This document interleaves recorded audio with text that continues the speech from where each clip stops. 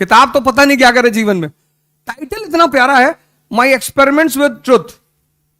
आप भी अपने जीवन में प्रयोग किया करो, तो प्रयोग से आपको बहुत सारी चीजें समझ में आएंगी। जैसे आप बतरा पे खड़े हैं, 5 लोग और खड़े हैं, आपने कहा यार सोशियोलॉजी ऑप्शन ले लिया है, 5 में से 4 तुरंत विरोध करने लगेंगे, कह रहे नंबर नहीं आ रहा पिछले 4 साल से, और ये है और वो है।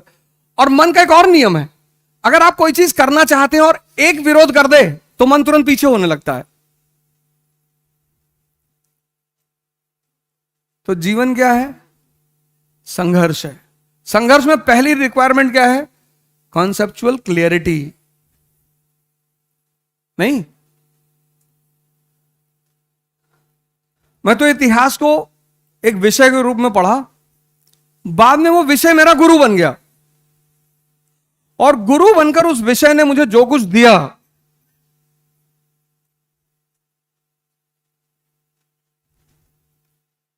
अर्जुन, अशोक, अकबर एक तरफ, मोहम्मद बिन तुगलक, औरंगजेब, अडवाणी दूसरी तरफ। अर्जुन, अशोक, अकबर एक तरफ, Mohammad bin Tughlaq, currency system, token currency, अच्छी सोच।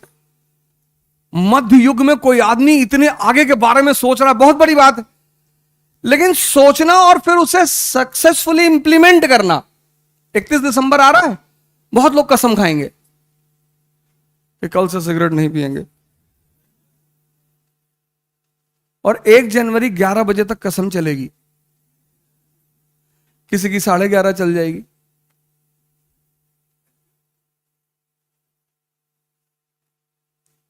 अब ये तो ग्रुप, अगर आप आज कागज पे घर पे जाके लिखें और फिर दोनों ग्रुप की विशेषताएं लिखें, जैसे एक ग्रुप है अर्जुन, अशोक, अकबर, इनका ग्रुप, इनका जो इनके साथ जो लोग हैं, संगत, एक से एक एडवाइजर। अशोक का एडवाइजर कौन है? मोगालिपुत्तिस। अकबर के नौरत्न देखिए, अर्जुन का तो खैर एडवाइजर भगवान ही है, लेकिन अगर दूसरी लॉबी को आप देखें, वो एडवाइजर चाहते ही नहीं। आप हमेशा, जैसे हम क्लास लेते हैं, कभी कोई बात कह दी क्लास में, किसी लड़के ने हाथ उठाया कि सर ये आप जो बात कह रहे हैं ये तर्क संगत नहीं है सर, प्रमाणित नहीं है, प्रमाण दीजिए। और हमें तो यहां तो प्रमाण देना ही पड़ेगा, और हम तो हिस्ट्री के टीचर हैं, हिस्ट्री में तो और ज्यादा दिक्कत है। इस देश में, लगभग पूरी दुनिया में, लेकिन इस देश में सबसे ज्यादा 2 तरह की हिस्ट्री है। एक आपकी हिस्ट्री, शाही वर्ग की, ब्यूरोक्रेसी की, एक आम आदमी की। आम आदमी का अपना अलग इतिहास है। जैसे औरंगजेब, अब वो बेचारा शासक है, हमारे लिए क्या है? हमारे लिए वो एक केस है, केस स्टडी। अगर आप औरंगजेब को हिंदू की तरह देखेंगे ना, तो आप उसकी महानता नहीं देख पाएंगे, और अगर आपने औरंगजेब को मुसलमान की तरह देखा तो आप उसकी गलतियां नहीं देख पाएंगे।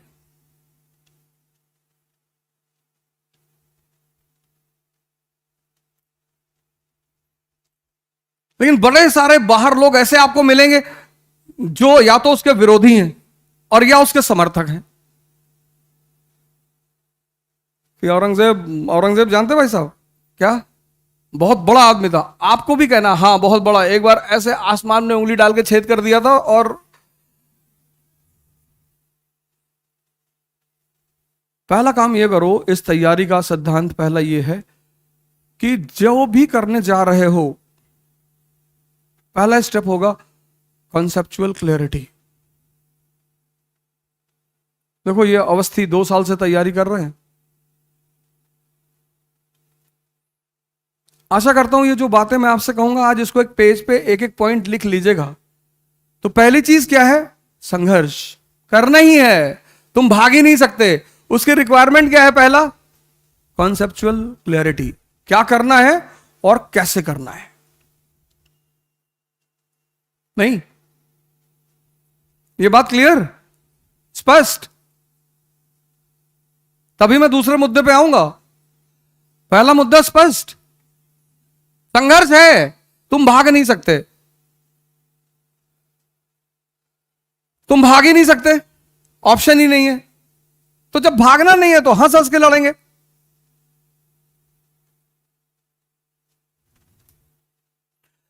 हुसैन अली, पता नहीं आपने नाम सुना कि नहीं, एक युद्ध में जो उनका दुश्मन था उसको पकड़ लिया उन्होंने, पकड़ के पटक दिया जमीन पे और उसकी सीने पे बैठ गया हुसैन अली, और भाला उठाया मारने के लिए। और जैसे ही भाला उठाया सीने में डालने के लिए, वैसे उस आदमी ने जिसके सीने पे वो बैठे थे, उसने हुसैन अली के मुंह पे थूक दिया। हुसैन अली ने भाला रख दिया, कहा जाओ। अरे उसने कहा गलती कर रहे हो, बोला जाओ, आज नहीं मारेंगे तुम्हें। अरे बोले अगर ये मौका मुझे मिला होता ना, मैं दोबारा दूसरा मौका तुमको नहीं। बोला ये सब बातें छोड़ो, तुम जाओ, तुमको आज नहीं मारेंगे।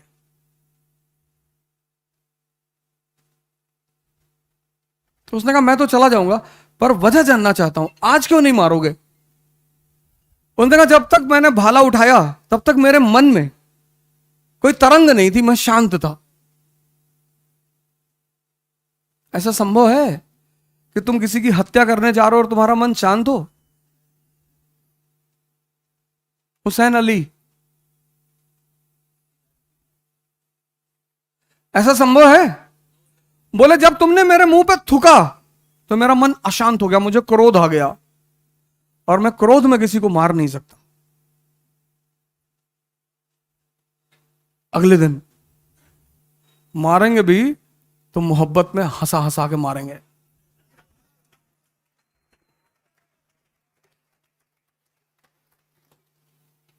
संघर्ष करना है। नहीं बत्रा पे हम चप्पल वप्पल पहन के घूमते थे। आज मैं आया, सबसे मिला एक एक करके। यहाँ एक सोनी भाई हैं, कसाई हैं, बड़े अच्छे दोस्त हैं मेरे।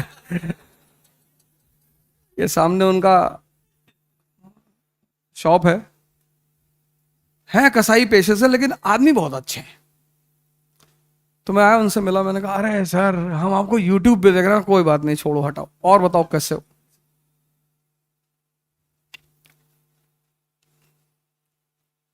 जितने लोगों को मैं यहां जानता था, मेरा पान वाला है, मैं उससे गया मिला, आप पान खा लीजिए। हमने कहा लड़के बुरा मान जाएंगे क्लास में, तो फिर मैंने कहा बना दो, बाद में खा लेंगे, पान तो खाएंगे ही। पहली शुरुआत यहां से करो, डरने की कोई जरूरत नहीं। इस यूथ, इस जवानी का क्या करोगे? 3 फेज है लाइफ के। बचपना, वहां समझ नहीं होती, एनर्जी बहुत होती है। वो तो हमारा समाज है भारत का, जहां लोग बच्चों को बचपन से पता नहीं क्या क्या बनाते रहते हैं। बेटा तुम आईएएस बनना, और हमारे घरों में जो लोग आते हैं वो और बड़े महारथी। हमारे घरों में बच्चे शो पीस हैं। कोई बाहर से आया, पोयम सुनाओ बेटा। अबे अमीर खुसरो है तुम्हारे दरबार के, जो भी आ रहा है पोयम सुनाओ, पोयम सुनाओ, पोयम सुनाओ। बचपना, वहां समझ नहीं है, एनर्जी बहुत है, इसलिए तो बच्चे बहुत बदमाशी करते हैं। वो ये बदमाश है इसलिए नहीं करते, एनर्जी बहुत है और पता नहीं कि लगाना कहां है। फिर तीसरी फेज है बुढ़ापा, वहां एनर्जी नहीं है, समझ बहुत है।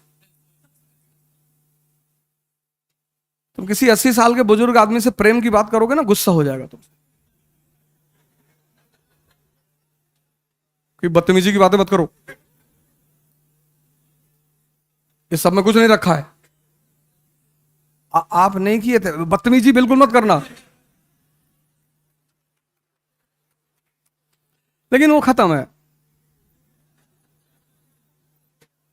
समझदारी किसकी इंपॉर्टेंट है? विवेकानंद की। हम क्यों सम्मान करते हैं विवेकानंद का? जवानी, जवानी। हम विवेकानंद को क्यों सम्मान करते हैं? जवानी।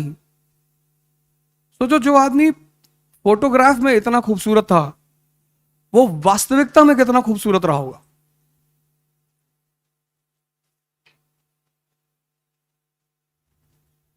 भगत सिंह, फांसी होनी है 24 मार्च को, एक दिन पहले डेट आ गई। सरकार को खबर मिली कि शायद बास्तील में जो हुआ था फ्रांस में, जैसे बास्तील का किला तोड़ा गया था, ऐसे यहां भी लोग किला तोड़ के क्रांतिकारियों को निकाल लेंगे, ऐसा कुछ खबर थी। तो यह हुआ कि इनको एक दिन पहले लटका देंगे 23 मार्च को। तो 22 मार्च को लाहौर का जेलर आके कहता कि सर सुबह, सॉरी सर, सुबह 4 बजे बंदा तैयार है, नहा धो के फिट, मेडिकल चेकअप हुआ, 4 kg वेट बढ़ गया। यहां ऑटो रिक्शा पे देखोगे ना, वहां 2 तरह के ऐड मिलेंगे, मोटापा कम कैसे करें, और एक ऐड और भी है, मोटापा बढ़ाएं कैसे।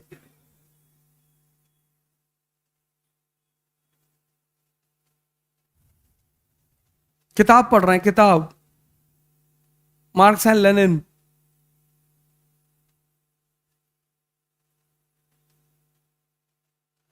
जेलर कहता है कि अंतिम इच्छा,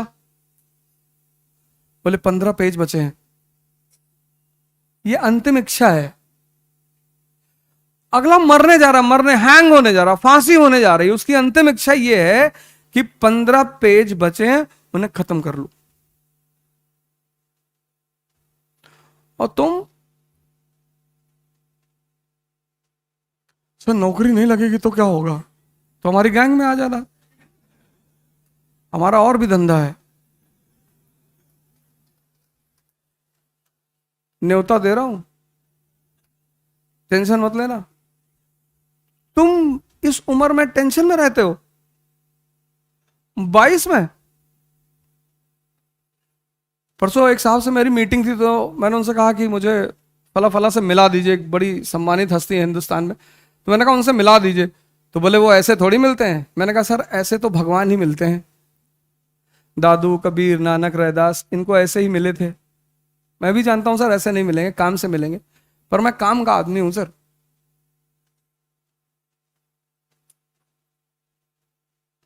सात 700 किलोमीटर की साइकिलिंग की थी पिछले साल कोरोना के पीक में, तुम्हारे लिए ही की थी।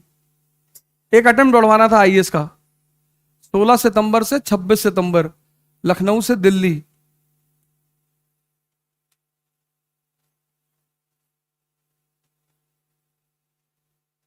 और मेरे साथ सब युवा ही थे मुझे मिलाकर। नहीं तुम बुजुर्ग सोच लो यार, तो बताना तो पड़ेगा ही।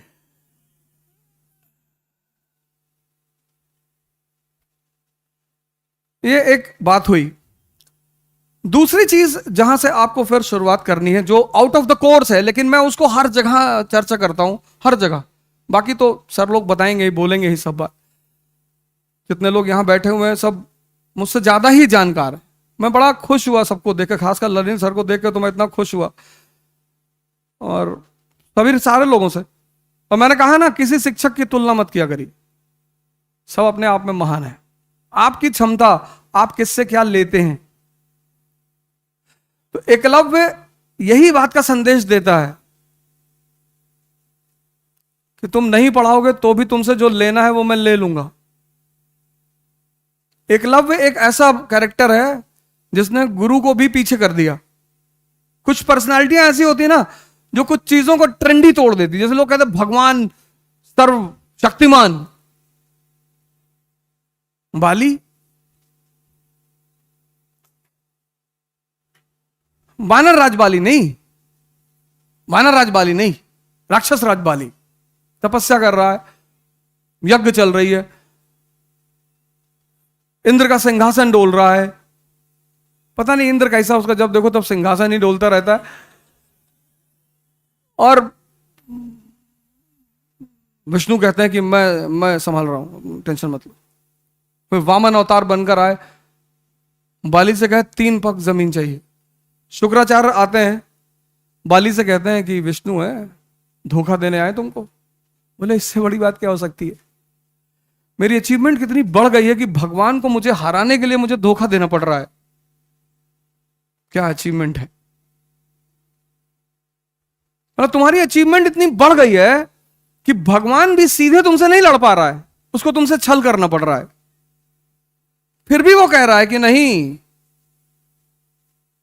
ये जो कहें, बोले 3 पग जमीन चाहिए, बोले ले लो, 2 पग में सब कुछ कवर हो गया। उसने कहा तीसरा, बोले तीसरा मेरे ऊपर रखो।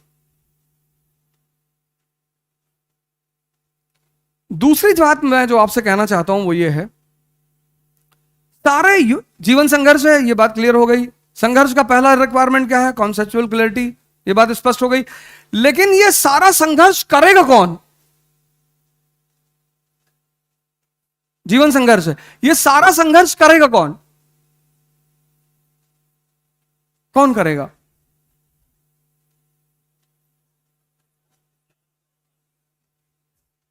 इस सारे संघर्ष में मुख्य भूमिका किसकी होगी? मन की। यहां पर लगभग लगभग आज का युवा हिंदुस्तान का मार खा रहा है। मैंने कहा ना, आप बत्रा पे खड़े होंगे, आपने कहा मेरा ऑप्शनल सोशियोलॉजी है, 4 लोग विरोध करेंगे उसका तुरंत तुरंत। सबसे अच्छी बात यह है कि जो आपका ऑप्शनल है, यहां बत्रा पे बहुत सारे लोग हैं पाषाण काल से,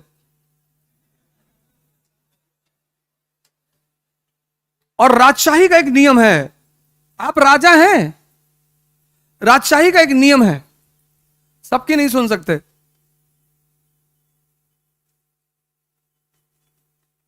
हमारे पास जब पहली बार पैसा आया,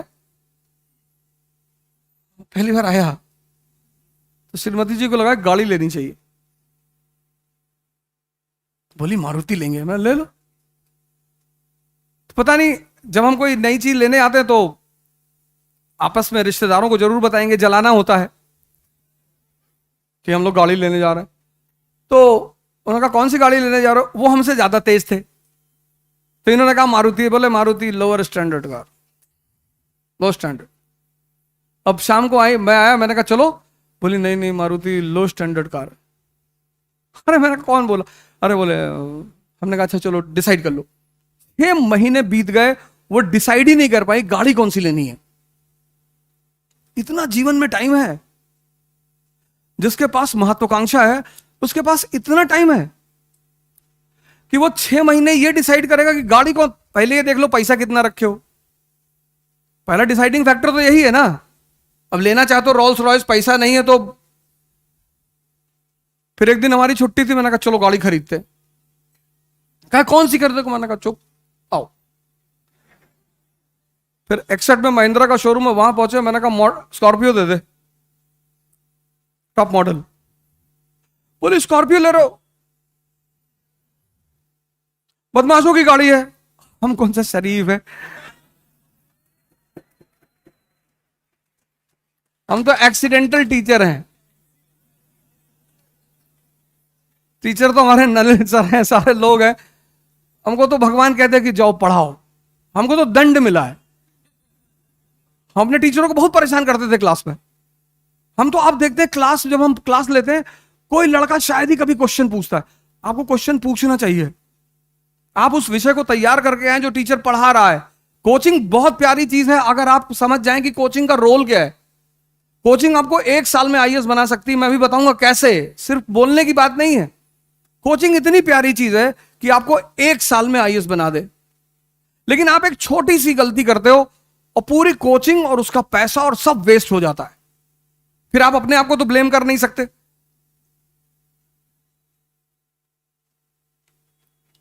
फिर वो मुझे, जो मेंबर था वहां पे, एक लड़का था, वो समझाने लगा, देखिए, हमने कहा छूट उठ मत कर, पैसा बता कितना हुआ, ये ले, और कल गाड़ी चाहिए, खत्म। तुम्हारा सारा संघर्ष तुम्हारे मन पे टिका हुआ, मन पे। और अगर मन तुम्हारा कमजोर है तो तुम सबकी सुनोगे, और अगर तुम सबकी सुनोगे तो तुम कभी जीत ही नहीं सकते।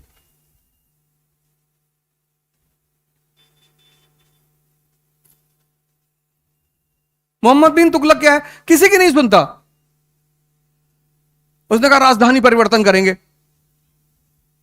उसके एडवाइजरों ने कहा सर बिल्कुल करो सर, उज्जैन ले लो सर, नॉर्थ छोड़ के कहां जाओगे सर, दिल्ली। हम सबसे ज्यादा खतरा नॉर्थ वेस्ट से है, सारे आक्रमण उधर से होते हैं सर, हम दिल्ली नहीं छोड़ सकते सर। कहा तुम्हारे पास ज्यादा दिमाग है, लटका दो इसको। आपको कोई राय दे रहा है, आपको नहीं अच्छी लग रही, आप उसको लटकाओगे।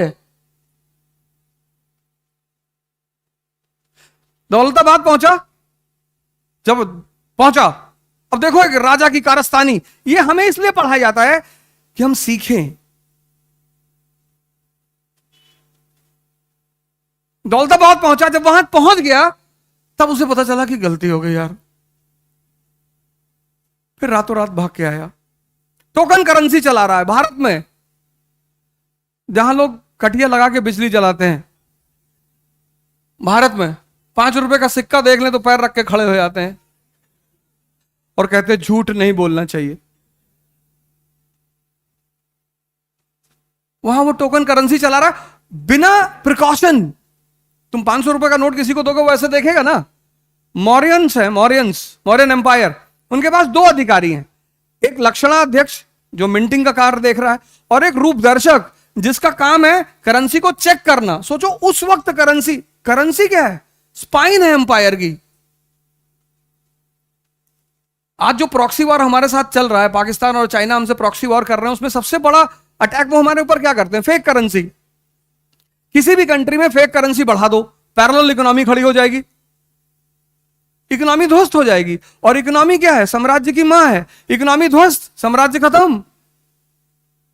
उस देश में वो व्यक्ति बिना प्रिकॉशन का करेंसी चला रहा है, हर घर में छपाई शुरू हो गई, इन्फ्लेशन बढ़ गया, ये हुआ कि भाई रोक दो करेंसी, रोक दिया उसने, टोकन करेंसी रोक दिया। रोक के फिर उसने क्या किया, उसने कहा जितने लोगों के पास भी टोकन करेंसी है वापस करके तिजोरी से ओरिजिनल ले लो। जिन्होंने नहीं छापा था उन्होंने भी छाप लिया। यह है मोहम्मद बिन तुगलक। इसलिए पढ़ाया जाता है कि तुम ये गलती मत करना। पहली बात तो सुनो किसी एक आदमी की, वो तुम्हारा चॉइस है, वो तुम्हारी चॉइस है। किसी एक की सुनो, किसी एक आदमी को पकड़ो अपने जीवन में, वो तुम्हारी चॉइस। ये नहीं कि सब किसी के पास जा रहे हो, तुम अपना चुनो एक आदमी। ज्ञान सिर्फ किताबों में नहीं है, समय में भी है। महावीर 5 तरह का ज्ञान बताते हैं, जैन, मति, श्रुति, अवधि भी एक ज्ञान है। ये जो शिक्षक हमारे मित्र यहां बैठे हैं, इनके पास इतना बड़ा एक्सपीरियंस है, और यही बनाएंगे आपको आईएएस। कैसे, इनकी बात आप मान लो, बस किसी की भी एक आदमी की एक बात आप मान लो, और आप हारना तो कहना, लेकिन आपको इन पे भरोसा नहीं हो पाता। राय का एक सिद्धांत है, राय हमेशा उस आदमी से लेना चाहिए जिसका हित आपके हित से जुड़ा हुआ हो। जैसे आप नरेंद्र सर से जुड़े हैं, आप सर से जुड़े हुए हैं, आप ये इकोनॉमी वाले सर से जुड़े हुए हैं, तो इनका हित आपके हित से जुड़ा हुआ है। आप आईएएस बनेंगे ना, तो हमारा भी तो नाम होगा, नहीं? राय का एक सिद्धांत है, सबसे नहीं ली जा सकती। सबसे लोग है वो नचा देगा तुमको। तो संघर्ष में जो सबसे डिसाइडिंग फैक्टर है वो है मन। अब मन के बारे में 2-3 बातें सुन लो, ऐसे नहीं किसका इतिहास ऑप्शनल है। कितने साल से पढ़ रहे हो, शुरू किया? अच्छा, किसने पढ़ रखा, ऑप्शनल पढ़ रखा है, हिस्ट्री ऑप्शनल? हाथ उठा दो, जिंदगी बदल जाएगी। शर्माना मत। एक लड़का पीछे से हाथ उठाए हुए, इधर कौन, तुम्हारा क्या नाम है? अच्छा, पढ़ लिए हिस्ट्री ऑप्शनल। सुल्तान और बादशाह में क्या फर्क है?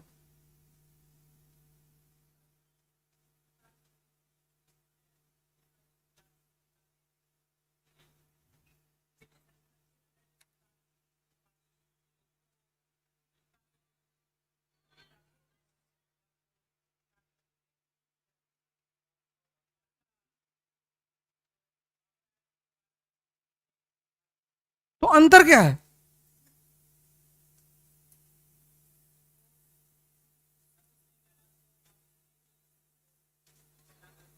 अच्छा चलो छोड़ो, ये बताओ,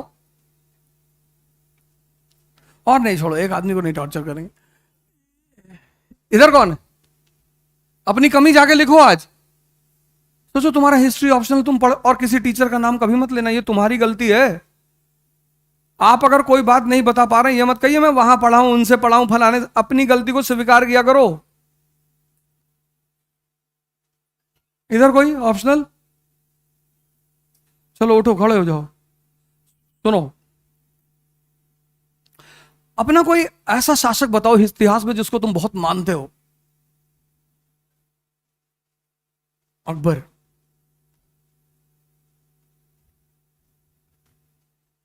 अकबर से पहले क्षेत्रीय विद्रोह, रीजनल रिवोल्ट एक बड़ी आम बात है। जैसे दिल्ली कमजोर पड़ता है, बंगाल आजाद, गुजरात आजाद।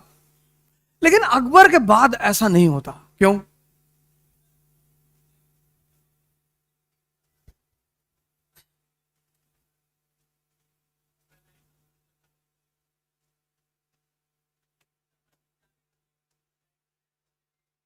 क्या नाम है तुम्हारा?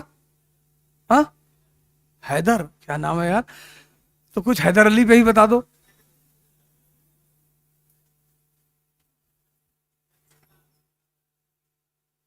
और कोई एक बात जिसने अंग्रेजों को टेंशन दे दी, हैदर अली की कोई एक बात जिसने अंग्रेजों को टेंशन दे दिया कि अरे भाई तो बड़ा डेंजरस आदमी है। एक बात बता दो, अंडर 10 रैंक, वरना 11th रो रहेगी। सबसे ज्यादा मेहनत मुखर्जी नगर के लड़के करते हैं, सबसे ज्यादा, और सबसे कम रिजल्ट मुखर्जी नगर का।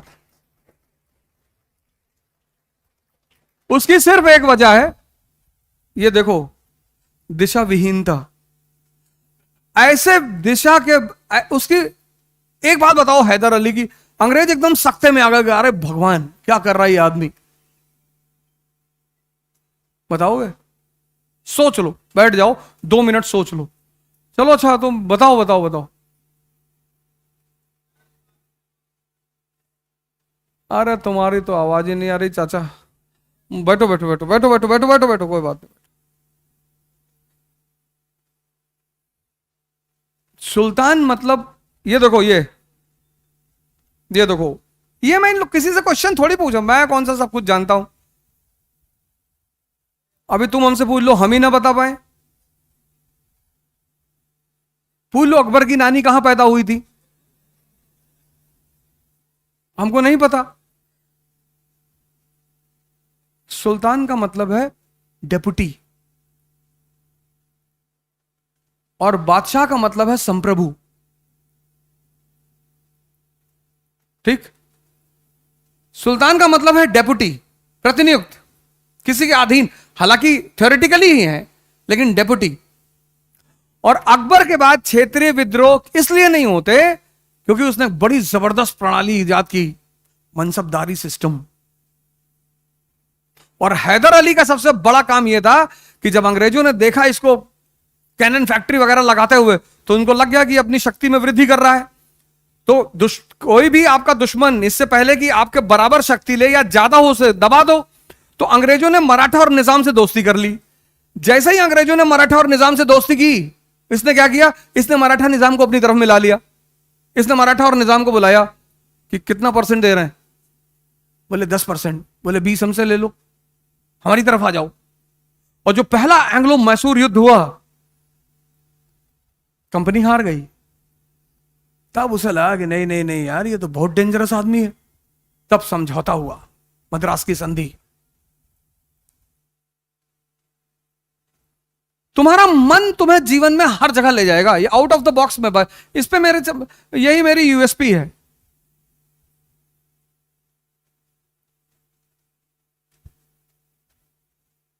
मन क्या है? पेट है, पेट। जैसे ये पेट है, ये यहां खाना हजम होता है ना, यहां भी हजम होता है।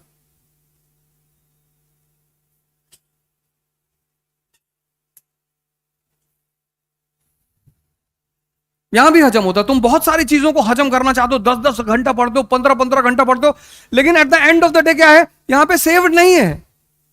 वो चीज सेव नहीं जो तुम सेव करना चाहते हो, जो नहीं करना चाहते हो वो तो है ही।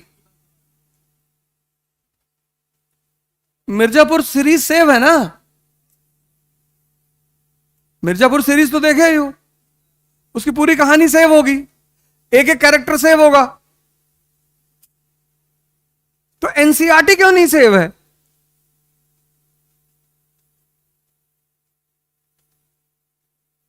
नहीं, अगर मिर्जापुर सीरीज सेव हो सकती है तो एनसीईआरटी सेव क्यों नहीं हो रही है? और जब तक एनसीईआरटी सेव नहीं होगी तब तक एडवांस फेस सेव हो ही नहीं सकता।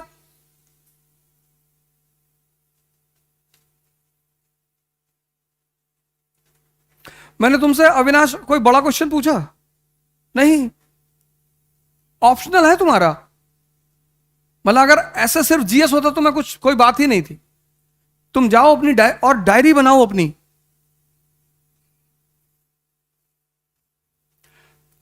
अकबर से पहले जब बंगाल पर कब्जा हुआ तो वो सिर्फ सैन्य कब्जा है, सैन्य। सिविल जो प्रशासन है वो स्थानीय लोगों के हाथ में है, बंगालियों के हाथ में। इसलिए जैसे ही दिल्ली कमजोर पड़ती थी तो सेना बाहर मूव करती थी प्रांत से, तो वो क्षेत्र अपने आप को आजाद घोषित कर देता था, क्योंकि सिविल प्रशासन तो लोकल लोगों के हाथ में है ना। बात समझ में आ रही है?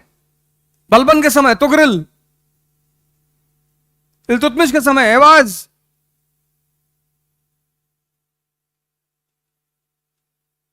लेकिन जब अकबर गद्दी पर बैठ रहा है, उसने मनसबदारी क्या है?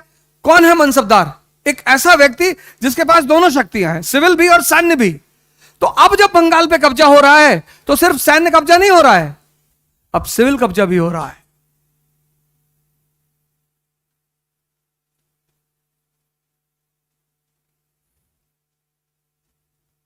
नहीं, दूसरी बात, हर आदमी को जितनी बड़ी महत्वाकांक्षा उतना ताकतवर मन चाहिए, वरना कोई कुछ नहीं कर पाएगा। दिल्ली पढ़ो, लंदन पढ़ो, अमेरिका पढ़ो। इस देश में बड़े सारे राजनेता अमेरिका पढ़कर आए। मैं किसी का नाम तो ले नहीं सकता, राजनीतिक मंच है नहीं।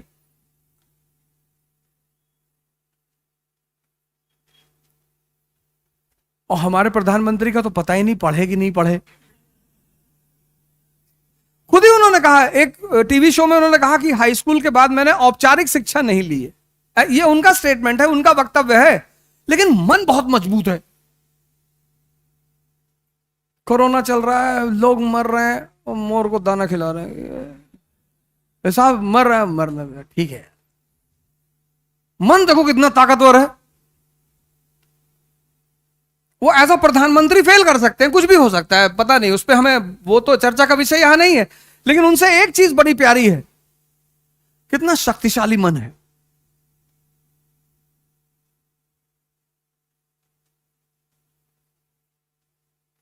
और तुम्हारा, एक आदमी ने कह दिया सोशियोलॉजी ऑप्शन ठीक नहीं, तुमने चेंज कर दिया। दुल्हन वही जो पिया मन भाई,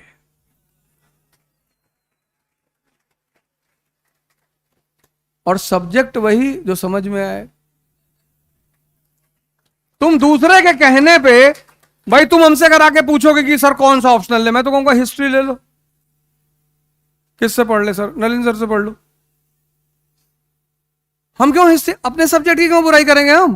फिर तुम ही कहोगे पलट कर, सर बहुत लंबा सब्जेक्ट है। पैसा भी तो लंबा कमाओगे। सर डेट्स बहुत हैं, कहां है? तुम्हें कैसे पता? सब्जेक्ट का चुनाव खुद करो। 2 पैरामीटर रखो, एक अपना इंटरेस्ट और एक उसमें अवेलेबल टीचर, क्योंकि वो तुम्हारी 50% लड़ाई को खत्म कर देगा। और जो ऑप्शनल तुमने ले लिया उसको बताओ ही मत किसी को। तो तुम भी पत्रा पे खड़े हो, किसी ने पूछा क्या ऑप्शनल है? ज्योग्राफी। अरे ज्योग्राफी नहीं चल रहा है। तुमको कितना अंदर अंदर आनंद आएगा कि हाँ यार मुझे भी पता है नहीं चल रहा है। लड़ाई में वो योद्धा जीतते हैं जो छिपे हुए होते हैं। छिपा के रखो अपने आप को। यहां जब नए नए लोग आते हैं बत्रा पे ना, बत्रा राजेंद्र का दोनों जगह, तो बड़ा हिंदू लेके टहलते हैं, हिंदू हिंदू लेके टहल रहे हैं। बोलो यार डेमेस्कस कहां है? डेमेस्कस आदमी है। अगर तुम राजा बनना चाहते हो तो अपने मन को मजबूत करो, और कोई रास्ता ही नहीं है ही नहीं। कैसे? ध्यान, योग, इतने सारे टीचर हैं बाहर, बहुत सारे। और ये मत सोचो कि एक संत किसी चीज में पकड़ा गया। कभी 150 का नकली नोट देखे हो? असली है ही नहीं। जिसका असली होगा उसी का तो नकली होगा। इस देश की परंपरा है, संत परंपरा, ज्ञान। वो कुछ नहीं करेगा, तुम्हारे मन को इतना ताकतवर बना देगा ना। सलीम चिश्ती अकबर के पीछे खड़ा है, संत है। कुतुबुद्दीन बख्तियार खाकी इल्तुतमिश के पीछे खड़ा हुआ है। इल्तुतमिश राजा बनता है, आ गए मौलाना कि इस्लाम और डेथ, दारुल हरब, दारुल इस्लाम बनाओ। उसका गुरु था कुतुबुद्दीन बख्तियार खाकी, सूफी है, फेमस। गया, गुरु को बताया कि सरकार ऐसा ऐसा कह रहे ये लोग। बोला ये तुम्हारे सर पे क्राउन है, कितने का है? कहा सरकार 5 करोड़ का है। कहा वो जो मौलाना टोपी पहना वो? कहा वो 5 रुपए का है। कांस्टेबल, सीओ और डीजीपी तीनों कैप लगाते हैं। तीनों की कैप में फर्क है, क्योंकि तीनों की सोच में फर्क है। तो फिर कुतुबुद्दीन बख्तियार काकी कहता है कि 5% हैं हम मुसलमान, 95 नॉन। फिर भी हम इनके ऊपर शासन कर रहे हैं। क्यों? क्योंकि आपस में बटे हुए हैं। लेकिन अगर हमने इनके धर्म पर हाथ रखा तो ये 95 एक हो जाएंगे, और अगर ये एक हुए तो मैं तो कन्वर्ट हो जाऊंगा।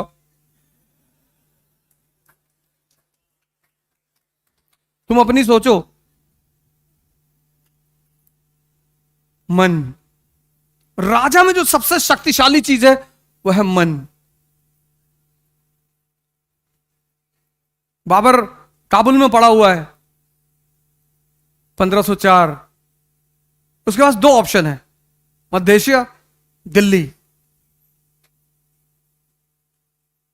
उसके जीवन में एक कथा है, पता नहीं सर को बताएंगे उस पर, कि जब वो पानीपत का पहला युद्ध लड़ने जा रहा था ना, तो किसी ज्योतिष ने कहा काबुल के कि सितारे तुम्हारे खिलाफ हैं, तुम नहीं जीतोगे। अच्छा, हम ना जीतेंगे? अब बोलो तुम्हारा गुरु वक्री है, शनि वक्री है। उसने कहा फिर तो मैं जरूर लड़ूंगा, क्योंकि मुझे क्लियर करना है कि बड़ा कौन, भगवान या ग्रह। यह है राजा जिसका मन शक्तिशाली है। तुम्हारे डिसीजंस हैं यार। तुम हर दूसरे आदमी को सुनकर डिसीजन बदल लेते हो। तुम 1 साल तक ये पूछते रहते हो न्यूज़पेपर पढ़ ले, तुम मनोहर कहानियां पढ़ा।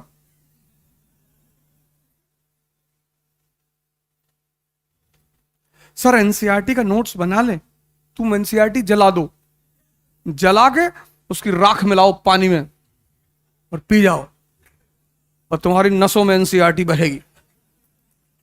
आवाज आ रही प्रियम्बल प्रियम्बल प्रियम्बल। कैसी बातें कर रहे हो यार? तुम 1 साल से यहां घूम रहे हो मुखर्जी नगर में, और तुम ये कंफर्म नहीं हो कि न्यूज़पेपर और एनसीईआरटी की भूमिका क्या है।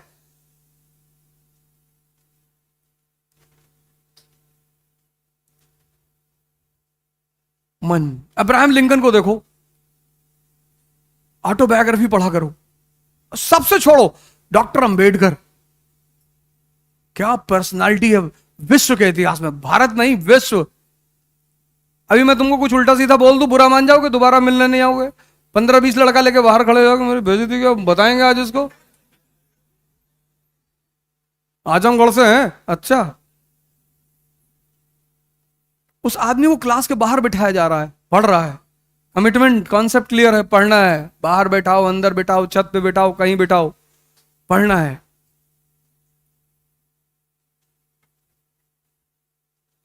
कलाम साहब को देखो, 36 यूनिवर्सिटियों से ऑनररी डिग्री, 36। उनका सिर्फ अवार्ड देख लो, अवार्ड। पढ़ने के पैसे नहीं थे। उनके टीचर शिवा सुब्रमण्यम अय्यर, उन्होंने उनके फादर को जाके कहा कि हम आपके बेटे की फीस जमा करेंगे। उनकी किताब है इग्नाइटेड माइंड, वो तो कंपलसरी होनी चाहिए इंडिया में। उसका second chapter the role models. राजशाही मन पे डिपेंड करती, मन पे। तुमने अगर अपने मन को पकड़ लिया, पहले तो पकड़ना, और ये इतना स्मार्ट यंत्र लगा दिया भगवान ने।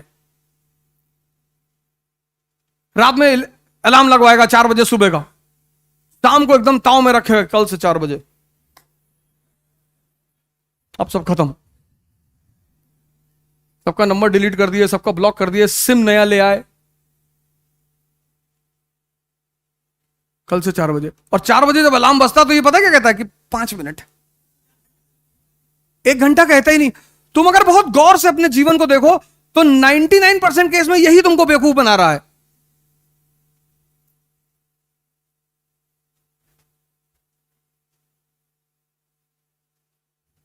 इसलिए राजाओं को ऑटोबायोग्राफी पढ़नी चाहिए, तुमको पढ़नी चाहिए।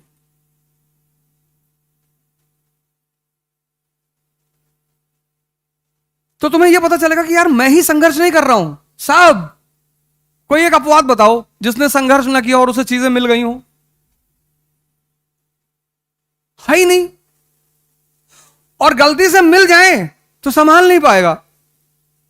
कितने परिवार हिंदुस्तान में हैं, राजनीतिक परिवार, जिनके पुत्र उनके उत्तराधिकारी हैं, उनके पिता कितने महान व्यक्तित्व हुआ करते थे, वो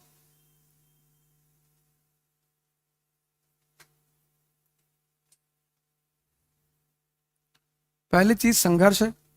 दूसरी चीज जो मैं आपको आज बता के जा रहा हूं वह है मन।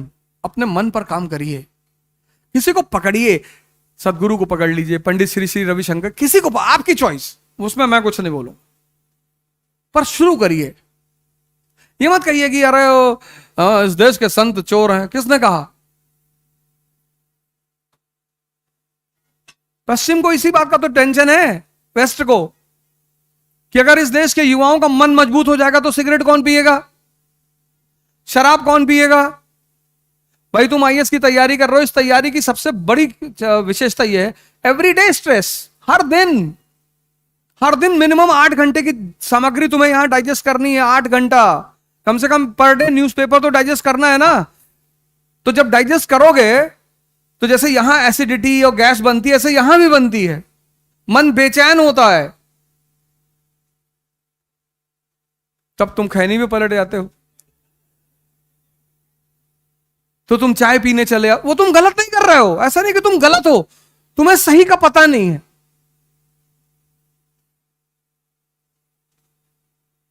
तुम 2 यौगिक प्रैक्टिस करो, भस्त्रिका और कपालभाति, तुमको किसी भी नशे की जरूरत नहीं पड़ेगी। व्यक्तिगत अनुभव है, क्योंकि जिसके पास भी महत्वाकांक्षा है उसके पास स्ट्रेस है, नेचुरल फिनोमिना है, तुम्हारी नहीं है। और पढ़ाई का स्ट्रेस एक तरफ, और समाज का, तुम्हारे मां बाप बेचारे, खासकर लड़कियों के जो मां बाप हैं घर पे, पूर्वांचल बिहार इधर उधर की जो लड़कियां, उनके मां बापों को कितनी चुनौती है। और ये पड़ोसी सीधे तो आपके मां बाप से जाके कुछ कहेंगे नहीं कि अपनी बिटिया बुला लो, ये उल्टी सीधी कहानियां सुनाएंगे उनको। वो तिवारी जी रहते थे उधर, उनकी बिटिया भाग गई, पता नहीं चला आज तक। अब वो मिडिल क्लास फादर बेचारा अपना पूरा जीवन लगा के तुम्हें पढ़ा रहा है, अब वो डेली अगर ये कहानी सुनेगा तो परेशान नहीं होगा? तो फिर जब वो परेशान होगा तो तुम्हें पलट कर फोन करेगा कि देखो बेटा इस बार किसी तरह निकालो, नहीं तो हम बुला लेंगे। वो ये खुद से नहीं कह रहा है, ये मैं शर्त लगाकर कह दूं, वो ये खुद से नहीं कह रहा है। ऐसे लड़कों के साथ भी है।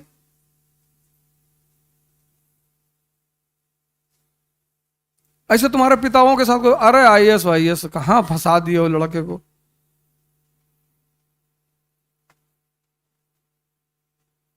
तुम इस तैयारी को अगर कायदे से कर लोगे ना कुछ ना कुछ बहुत बड़ा करोगे। इतनी जबरदस्त तैयारी है ये।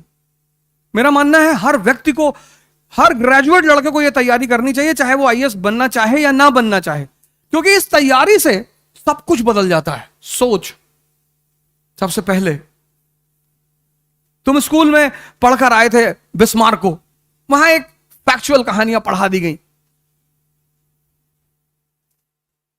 लेकिन जब तुम यहां पढ़ोगे बिस्मार्क को,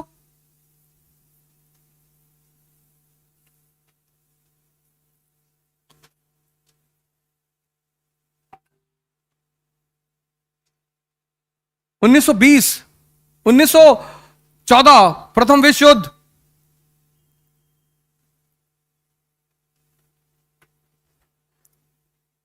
ब्रिटिश गवर्नमेंट कह रही कि हम शोषितों के लिए लड़ रहे हैं। गांधी जी ने कहा बहुत अच्छा यार, अगर तुम शोषितों के लिए लड़ रहे हो तो हम तुम्हारे साथ हैं। तो गांधी जी ने अंग्रेजी सेना के लिए सिपाही भर्ती करने शुरू कर दिए।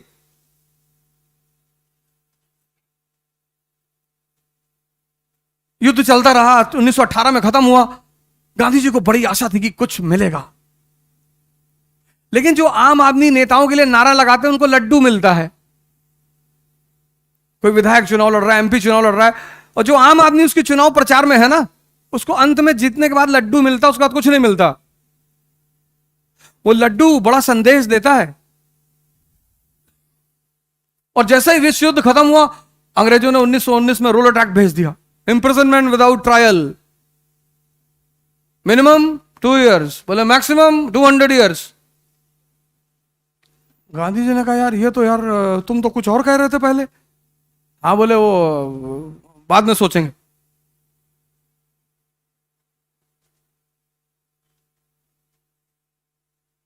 छह अप्रैल को गांधी जी ने स्ट्राइक रखी, नेशनल स्ट्राइक डे। उसी में कांड हो गया जलियांवाला बाग कि डराओ इनको, गोली चलाओ इनके ऊपर। भारत का वाइसरॉय रिपोर्ट देता ब्रिटिश पार्लियामेंट को कि सर कुछ नहीं होगा सर, 80% इस देश की जनता अनपढ़ है सर, और 80% गरीब है, कोई मूवमेंट नहीं चलेगा सर, यहां आप चिंता मत करो, गांधी कुछ नहीं कर पाएंगे। तो आदमी ने एक सूत्र लगाया असहयोग आंदोलन में, एक, वो किसी किताब में नहीं लिखा हुआ था,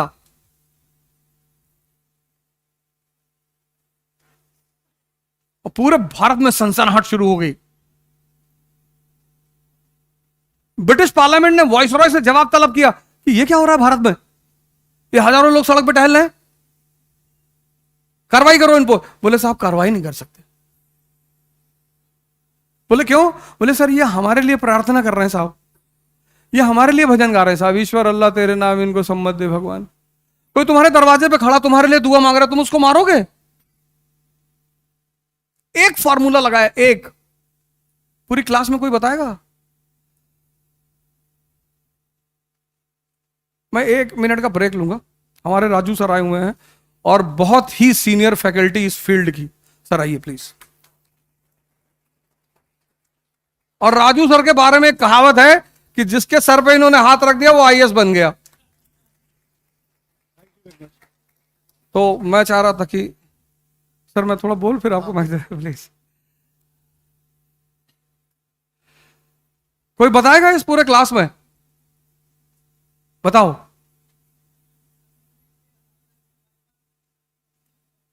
नहीं नहीं, वो सूत्र कौन सा लगाया कि पूरे भारत में सनसनाहट शुरू हो, वो सूत्र बता दो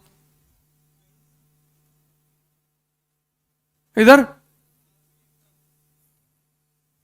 एक बात है, सही कह रहे हो, मतलब थोड़ा सा कहीं ना कहीं तुम सही हो, सही है थोड़ा सा। सूत्र ऐसा क्या किया गांधी ने? भारत 1920 में भारत एक राष्ट्र है नहीं, तो राष्ट्रवाद के मुद्दे पे तो तुम किसी को बुला ही नहीं पाओगे। जैसे 1905 में भारत राष्ट्र नहीं है, तो 1920 में भी तो भारत राष्ट्र नहीं है। कैसे बुलाओगे लोगों को? तुम्हें मास मूवमेंट करना है, कैसे बुलाओगे? क्या कहोगे? आज 80% पढ़े लिखे लोग हैं, बाहर आने को तैयार नहीं है। 545 लोगों ने ऐसा गेम सेट कर रखा है, ये प्रेजेंट भारत के नेताओं ने, सब दलित खतरा है तुम्हारे ऊपर। कैसे? अबे है, बता रहे हैं ना, सबको बांट दिया, हिंदू मुसलमान सब खतब अलग अलग पड़े बैठे हुए हैं और मारे सब जा रहे हैं, लेकिन एक निकलेगा दूसरा निकलेगा ही नहीं। हाँ,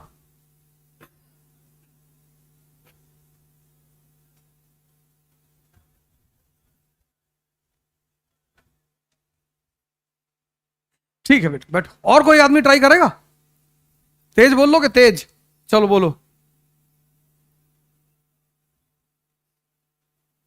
नहीं, खिलाफत तो तुम सही करो, मैं बैठू, मैं बताता हूं। बड़ा छोटा सा सूत्र लगाया।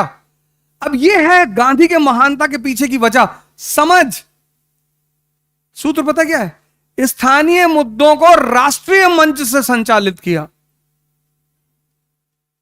फिर से सुनो, स्थानीय मुद्दे, स्थानीय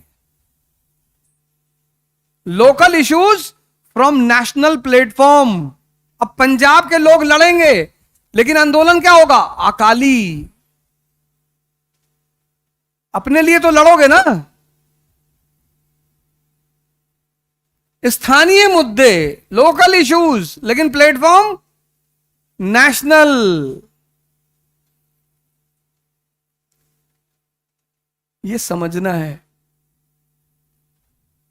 तो दूसरी बात है, वो मैंने कहा आउट ऑफ द कोर्स है, लेकिन मैं आपको ये बात कहने स्पेशली आया हूं।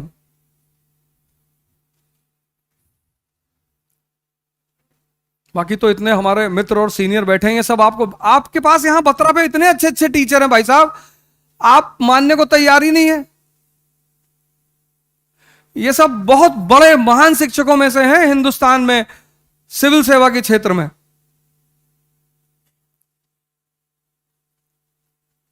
और आप अगर इनकी बात सुनेंगे, ये सारे जितने यहां लोग बैठे हुए हैं, आप किसी की, इनमें से किसी एक आदमी को आप पकड़ लीजिए। पकड़ा मतलब ये थोड़ा कि पकड़ लिए सड़क पे जाके कूद के कि ऐसा है, और इन्हीं की बात मानिए आप। अगर राजू सर आपसे कह रहे हैं कि इकोनॉमी में आपको ये चीज पढ़नी, और तो मान लो यार, तुम बाहर, तुम आगे कहते हो कि गुड्डू भैया बता रहे थे कि जो है तुम पैसा हमको दिए हो। मैंने कहा तुम्हारा इंटरेस्ट मुझसे जुड़ा हुआ है, तो तुम किसी दूसरे की बात को क्यों सुन रहे हो? तुम आईएएस बनोगे तो इनका नाम होगा ना, तो इनको अपनी चिंता नहीं है, हमको हमारी चिंता नहीं है।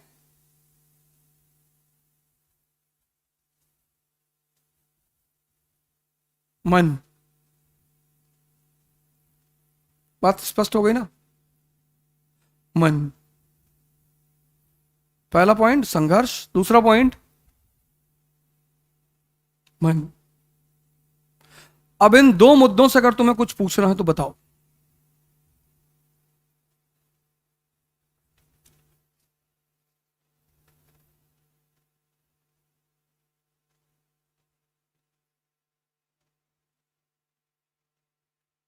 तुम्हारे मन में कोई सवाल है, कोई प्रश्न है, तुम कुछ इन दो मुद्दों से पूछना चाहते हो तो बताओ।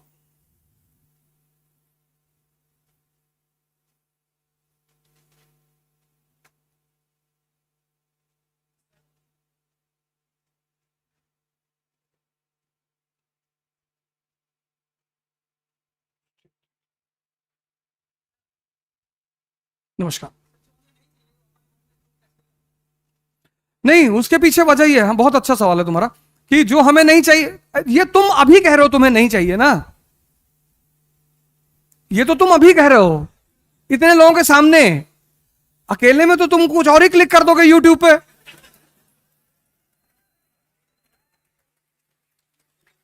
आराम से।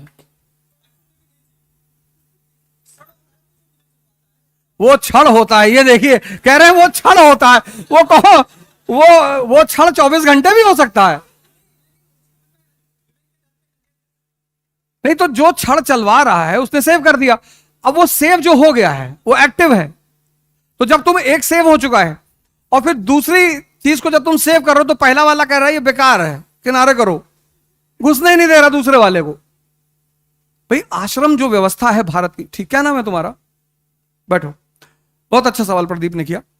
इस देश में एक व्यवस्था चली थी, आश्रम। इसलिए गांधी जी ने जब अपने सिपाहियों को ट्रेन करना शुरू किया तो आश्रम बनाया, टॉलस्टॉय आश्रम। आ मतलब जगह, श्रम मतलब मेहनत। वो जगह जहां आपको मेहनत करना सिखाया जाए। जैसे आज यहां पर क्या है, स्कूल में कुछ चीजें हमें सिखाई गई थी जो हमने छोड़ दिया, और वही चीजें विक्ट्री का आधार हैं। जैसे डायरी, स्कूल का अंग है डायरी ना, आप अब नहीं यूज करते हैं। स्कूल में एक चीज थी होमवर्क, अब आप नहीं करते हैं। आप क्या समझते हैं कि आप कम पढ़ रहे हैं इसलिए आपका सिलेक्शन नहीं हो रहा है? नहीं सर, आप गलतियां कर रहे हैं इसलिए आपका सिलेक्शन नहीं हो रहा है।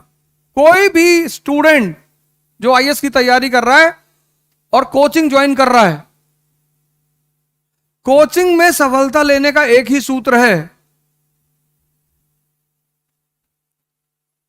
जैसे राजू सर ने नेशनल इनकम खत्म कर दिया चैप्टर, अब वो चैप्टर जिस दिन उन्होंने खत्म किया उसी वक्त आपको डाइजेस्ट हो जाना चाहिए, उसी दिन।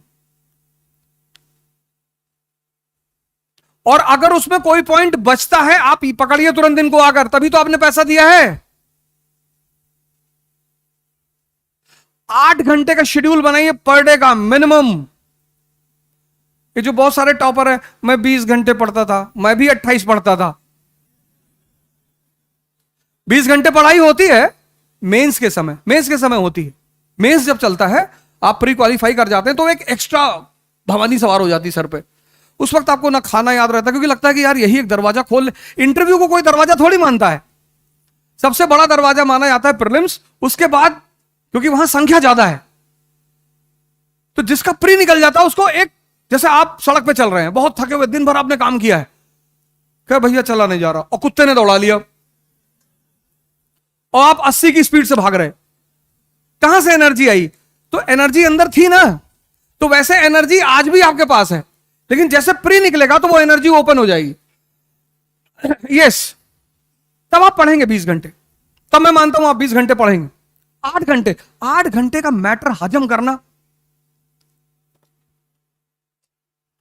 8 घंटे का शेड्यूल बनाइए पर डे का। जो भी टीचर आप लोगों को पढ़ा रहे हैं, ये जिस दिन जो चीज खत्म करें उसके बाद उसका जो कॉन्सेप्ट है वो नहीं बचना चाहिए। देखिए तथ्य आपको हमेशा याद नहीं रहेंगे, ये बात याद रखिएगा, लेकिन कॉन्सेप्ट, जैसे आप स्विमिंग सीख गए और आपने 10 साल स्विमिंग नहीं की तो स्विमिंग आप नहीं भूलेंगे।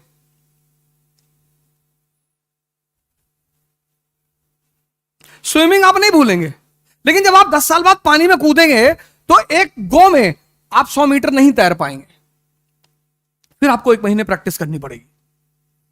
यह है कोचिंग का इंपॉर्टेंस। लोग आते हैं, अरे भैया कोचिंग करने से कुछ नहीं, आपने कोचिंग को यूज ही नहीं किया। हर कोचिंग सारी 80% सिलेबस को पूरा करती है सब, और टॉप आदमी कितने परसेंट पे करता है? 50।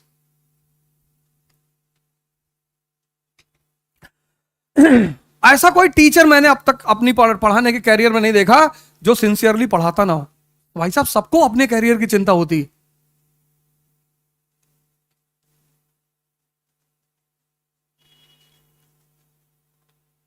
मैंने कहा ना कि सबसे ज्यादा मेहनत मुखर्जी नगर के लोग करते हैं, सबसे ज्यादा रिजल्ट राजेंद्र नगर से आता है। उसकी वजह यह है कि स्मार्ट माइंड वहां ज्यादा है। आप उनसे ज्यादा मेहनत कर रहे हैं, उनका दिमाग ज्यादा स्ट्रांग है, स्मार्ट है, समझ लिया उन्होंने 1 साल सन्यासी बन के रहना है, सारा रायता बंद, जिंदगी में रायता ही करना है। ये जिंदगी रायता फैलाने के लिए बनी ही है। लेकिन शक्ति, शक्ति, ये बाहर रिक्शे वाले खड़े हैं, कभी किसी ने बात कहा कि ये मेरे रिश्तेदार हैं? किसी ना किसी के तो होंगे ही यार, हमारे भी हो सकते हैं। तुम एक आदमी बताओ दुनिया में जो तुम्हें अब तक के जीवन में मिला हो जिसने तुमसे कहा हो कि रिक्शा, मेरे रिश्तेदार है दिल्ली में रिक्शा चलाते हैं। ये रिक्शे वाले से बड़ा गुरु कोई है नहीं दुनिया में।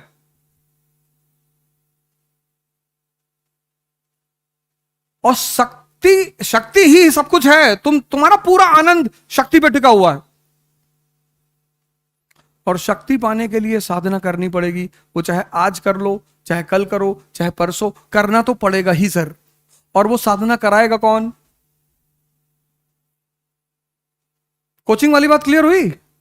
8 घंटे, जैसे आपने जीएस ज्वाइन किया, अब आपने जीएस ज्वाइन, 3 घंटे क्लास चली, 3 घंटा की क्लास को डाइजेस्ट करने में कम से कम 2 घंटे लगेंगे, 5 घंटा हो गया। फिर आपने न्यूज़पेपर उठा लिया, 2 घंटा आपने न्यूज़पेपर पढ़ा, 1 घंटा पढ़ा, और फिर 2 घंटे में न्यूज़पेपर को हजम करना है, 4 घंटा हो गया। 5 4 9 घंटा। पहले इस 9 घंटे को कंसोलिडेट कर लीजिए। आपको लगता है पढ़ते जाओ पढ़ते जाओ पढ़ते जाओ, भाड़ में गया सेव होना।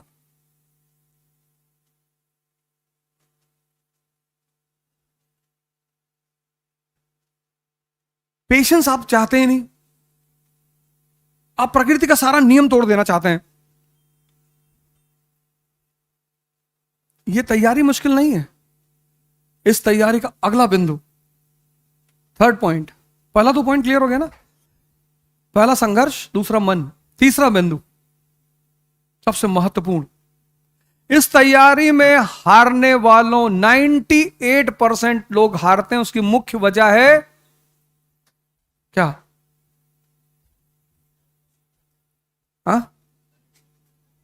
डिसिप्लिन का अभाव।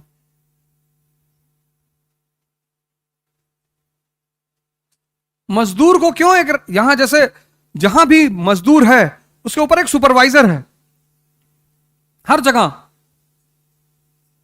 क्यों? क्योंकि मजदूर एक ऐसा तबका है जो खुद से डिसिप्लिन रह ही नहीं सकता। एग्जाम्पल के तौर पे तुम्हारा मकान बन रहा है तो तुम्हारे घर में कोई एक आदमी ऐसा बैठाया जाएगा जो सारी प्रक्रिया को देखे। सीमेंट बना रहे हैं, ईंटा उठा रहे हैं, क्यों? क्योंकि अगर वहां कोई बैठा नहीं होगा ना, ये लेट गए, बीड़ी जला लिए। मजदूर कौन? जिसको जबरदस्ती अनुशासन में रखा जाए, बस वही मजदूर है। जो खुद से अनुशासन में है वो राजा है, क्योंकि अनुशासन असंभव है। दूसरे को प्रवचन देना,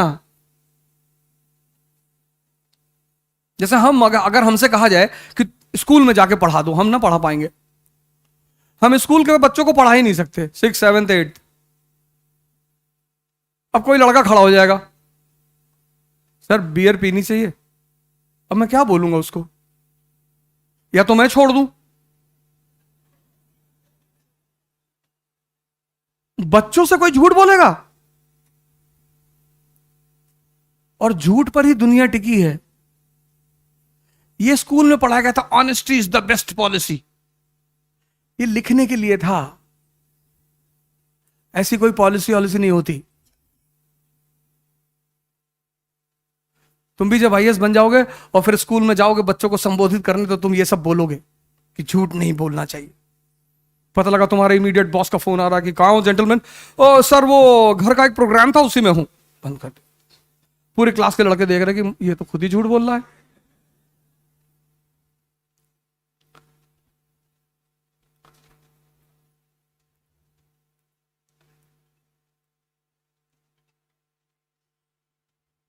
डिसिप्लिन, तीसरा पॉइंट। मजदूर वो जिसको जबरदस्ती डिसिप्लिन में रखा जाता है। सर ये इतना बड़ा पॉइंट है ना, डिसिप्लिन। मेरी 11 बजे क्लास थी यहां पे, मैं 10:15 बजे आ गया था, 10:15।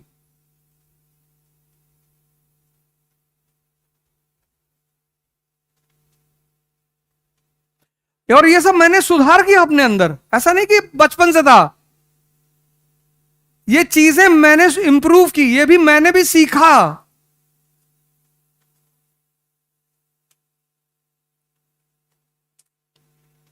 तो अगर मैं किसी से सीख सकता हूं, आप हमसे सीख लो।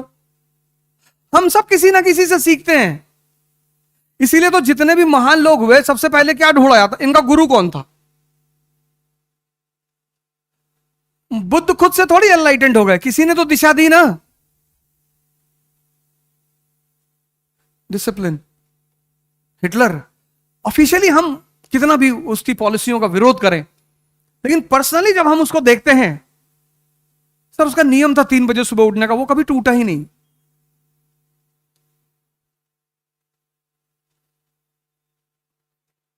टूटा ही नहीं। शराब नहीं पीता था। जर्मनी वाला आदमी, जहां टेम्परेचर -20 है, शराब यूरोप की कल्चर का हिस्सा है। इसलिए इस्लाम बड़ी जबरदस्त पकड़ पश्चिम यूरोप में नहीं बना पाया, क्योंकि वहां का व्यक्ति बिना शराब के जी ही नहीं सकता। सऊदी अरेबिया में इस्लाम पैदा हुआ ना, वहां जो आदमी शराब पिएगा, वहां का आदमी ओल्ड मॉन्क पिएगा, वो डेड मॉन्क हो जाएगा। 50 डिग्री सेल्सियस टेम्परेचर है, लेकिन यूएस, अरे रशिया,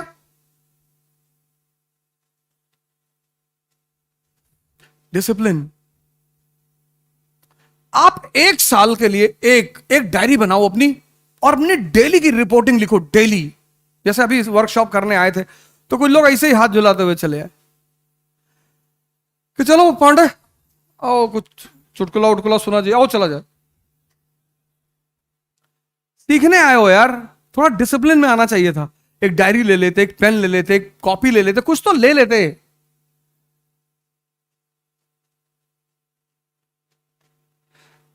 राहत इंदौरी को सुनने आए हो?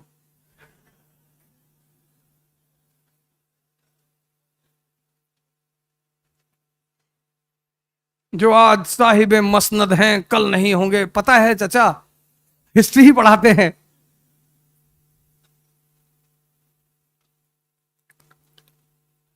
लेकिन अच्छे शायर हैं, अब तो बेचारे रहे नहीं, थे। और बहुत अच्छे, बड़ा सरकार के विरुद्ध तंज कर रहा एक कवि का, एक शायर का बहुत अच्छा काम माना जाता, करना ही चाहिए। प्रजातंत्र की सबसे बड़ी ताकत क्या है? अपोजिशन। एक किस्सा उन्होंने सुनाया, मुझे बड़ा अच्छा लगा। उन्होंने कहा जब इमरजेंसी चल रही थी तो किसी मुशायरे में उन्होंने कहा कि सरकार चोर है, तो दूसरे दिन पुलिस वालों ने छापा मार दिया उनके घर पे। ये उन्होंने ही सुनाया। तो उन्होंने एसएचओ से कहा कि मैंने कहा है सरकार चोर है, लेकिन मैंने ये नहीं कहा कि कहां की चोर है। मैंने ये नहीं कहा कि भारत की चोर है, कि रूस की चोर है, कि ब्रिटेन की चोर है। मैंने ये नहीं कहा। तो सब इंस्पेक्टर ने कहा कि साहब आप हमको बेवकूफ समझ रहे हैं, हमको नहीं पता कहां की चोर है।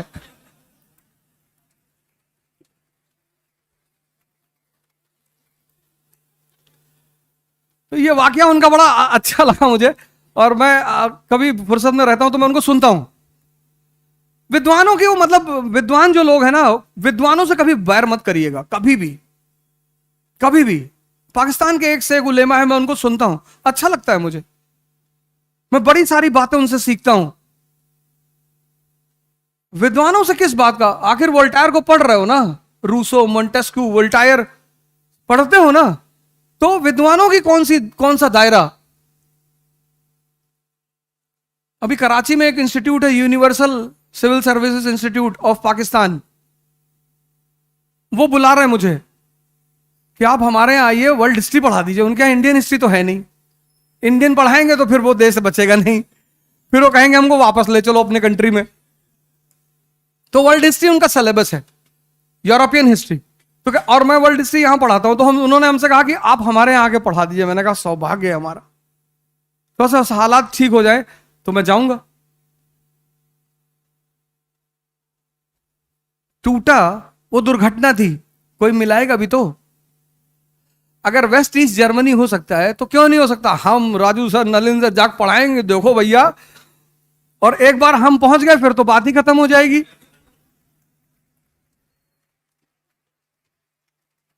हम पहुंचे तो वहां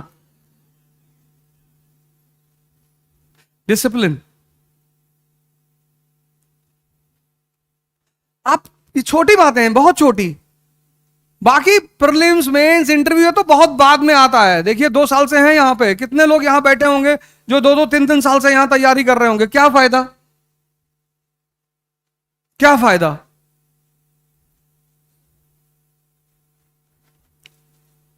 एक डायरी बनाइए और अपना पूरा चार्ट बनाइए, डेली का रिपोर्ट कार्ड। अगर आपका शेड्यूल नहीं है पढ़ने का, मत पढ़िए। कुछ भी करिए, उसकी शेड्यूलिंग करिए कि आज 1 2 3 4 ये काम मुझे करना है। और कोशिश करिए कि वो शेड्यूल किसी भी कीमत पे ना टूटे। आप क्लास आ रहे हैं, आपका कोई बचपन का दोस्त आ गया कि यार मूवी देखने चलना है, अब हमारी बात नहीं मानोगे? अच्छा थोड़ा सा लीवर का हिस्सा दे दो, मान ले।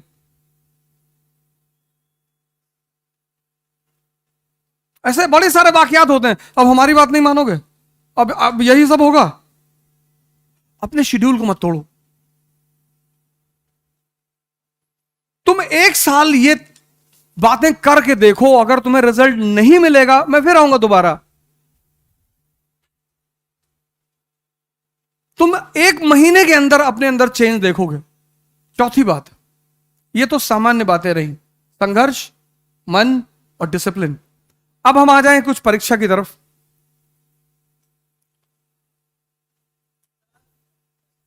हाँ हाँ बिल्कुल।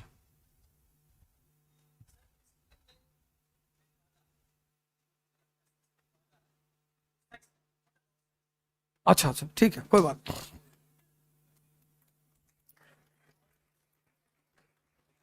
ये तुम्हारी बाधा नहीं है। इस इस चक्कर में विश्वामित्र का प्री नहीं निकला।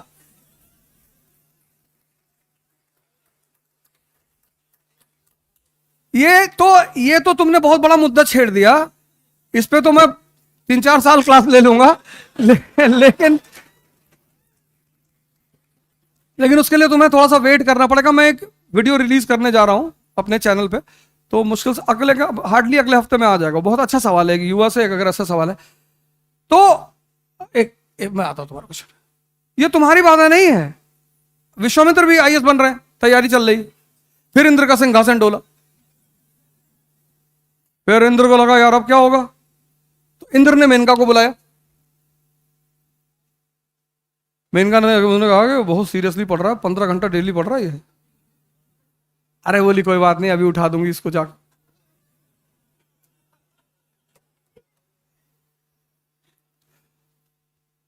और जैसे तुम आंख आंख बंद करके सोचते हो, ऐसे विश्वामित्र बैठे थे और जाके उन्होंने चूड़ी ऐसे खनखाई, उन्होंने एक आंख खोल के देख लिया, ये लड़की खड़ी।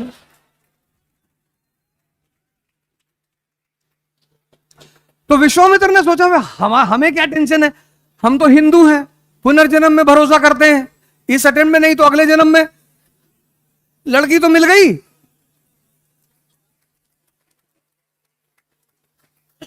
ऊर्जा है, इसीलिए इस देश में शिवलिंग को मंदिर में बनाया गया। उसके ऊपर कोबरा साहब, विज्ञान भैरव तंत्र एक किताब है, कभी तुम्हें मौका लगे जरूर पढ़ना। Conversion of energy. जो बच्चा है, बच्चा, वहां सेक्स हार्मोन एक्टिव नहीं है, इसलिए बच्चे की जो सबसे बड़ी तमन्ना है ना, वो है चॉकलेट। उससे बड़ी उसकी तमन्ना नहीं है। स्त्री उसकी तमन्ना नहीं है, पुरुष उसकी तमन्ना नहीं है, उसकी तमन्ना है चॉकलेट। फिर बुजुर्ग, उसकी तमन्ना बहुत है, ताकत नहीं है। तमन्ना उसकी भी है लेकिन ताकत नहीं है। पूरी सुन लो। ये जो युवा अवस्था है ना, अब बाबा रामदेव को समझ में आ गई ये बात। बाबा रामदेव को समझ में आ गई, तुमको परेशान कर रही है। उस आदमी ने ओवरकम कर लिया, 10,000 करोड़ का मालिक है। कपिल शर्मा के शो में आया था, किसी की हिम्मत नहीं पड़ रही थी उसके साथ एक्रोबेट जो एक्सरसाइज वगैरह करते हैं, किसी की हिम्मत नहीं पड़ रही थी उसके सामने परफॉर्म करने की। 10,000 करोड़।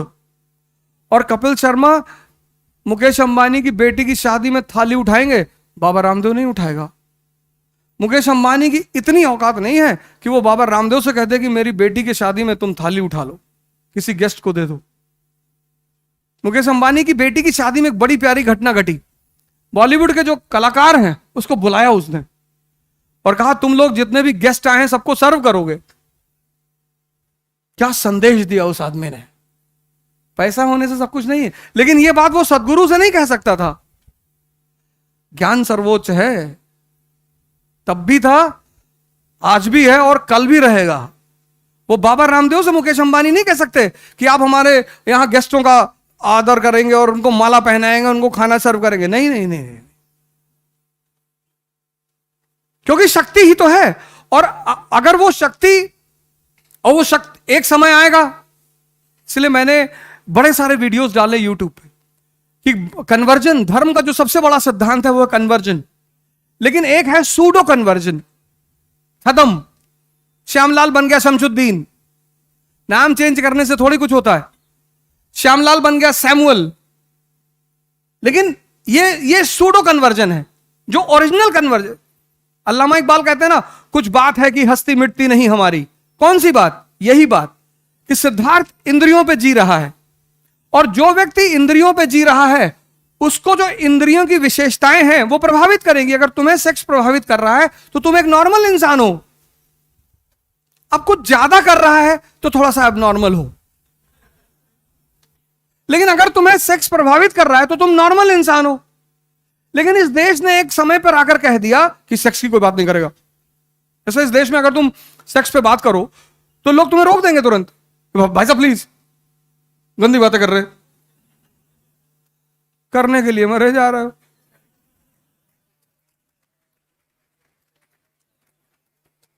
बात तो कर लो।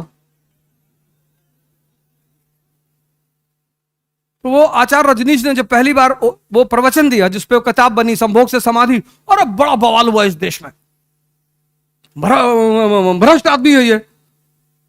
यही एकमात्र देश है दुनिया का जहां दीवालों पे हर जगह लिखा हुआ है निराश पुरुष मिले। तुम इंद्रियों पे हो, तुम इंद्रियों से गवर्न हो रहे हो। अगर तुम सदगुरु जैसे किसी गुरु के पास, किसी, मैं ये नहीं कह रहा सदगुरु के पास, तुम्हारी चॉइस, तुम्हारी चॉइस, तुम्हारी पूरी तुम्हारी चॉइस, किसी ऐसे आदमी को तुम पकड़ो जो तुम्हें साधना करना सिखा दे। ध्यान, ये मन जो है ना, मन, इसकी कुछ विशेषताएं हैं। जैसे पहली विशेषता, विचार फेंकता रहेगा कुछ भी।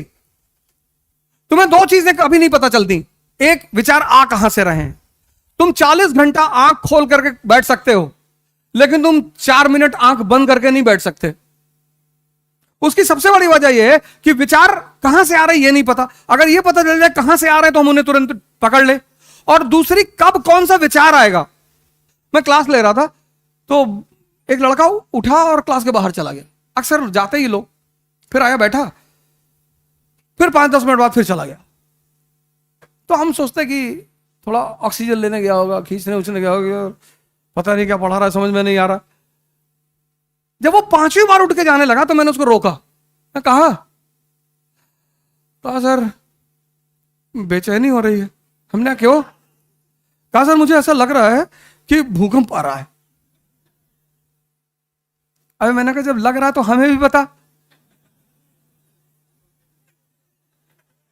मतलब तुम इतने दुष्ट आदमी हो कि तुमको लग रहा भूकंप आ रहा है, तुम सोच रहे हो कि बढ़िया गिर जाएगा ईट तो हम निकल ले। और बेसमेंट की क्लास, बेसमेंट की, एक दरवाजा। हमने कैसे लग रहा है? कहा सर विचार आ रहा है। हमने कहा हाँ बैठो, मरोगे नहीं, बैठो। जब राम अपने पिताजी को नहीं बचा पाए, भगवान कहते भगवान सब करता है, अपने पिताजी को नहीं बचा पाए, राजा दशरथ को। कुछ नियम है वो शाश्वत है, इटर्नल। तुम्हें इसके लिए साधना करनी पड़ेगी। तुम सबको, यहां जितने युवा बैठे हैं, यही तो भगत सिंह की यूएसपी है। हम में और उस व्यक्ति में क्या फर्क है? ये देश आजाद उन्हीं जैसे लोगों की वजह से हुआ, और आज परेशान है क्योंकि यहां के जो भगत सिंह है उनको सेक्स परेशान कर रहा है। तुम ही तो हो भगत सिंह, जिसकी मां ने तुमसे पूछा कि बेटा शादी कर लो, तुमने कहा हम नहीं करेंगे, हमारी मां गुलाम है, हम शादी। तुम्ही ने तो कहा था, तुम ही तो युवा थे। और कौन था?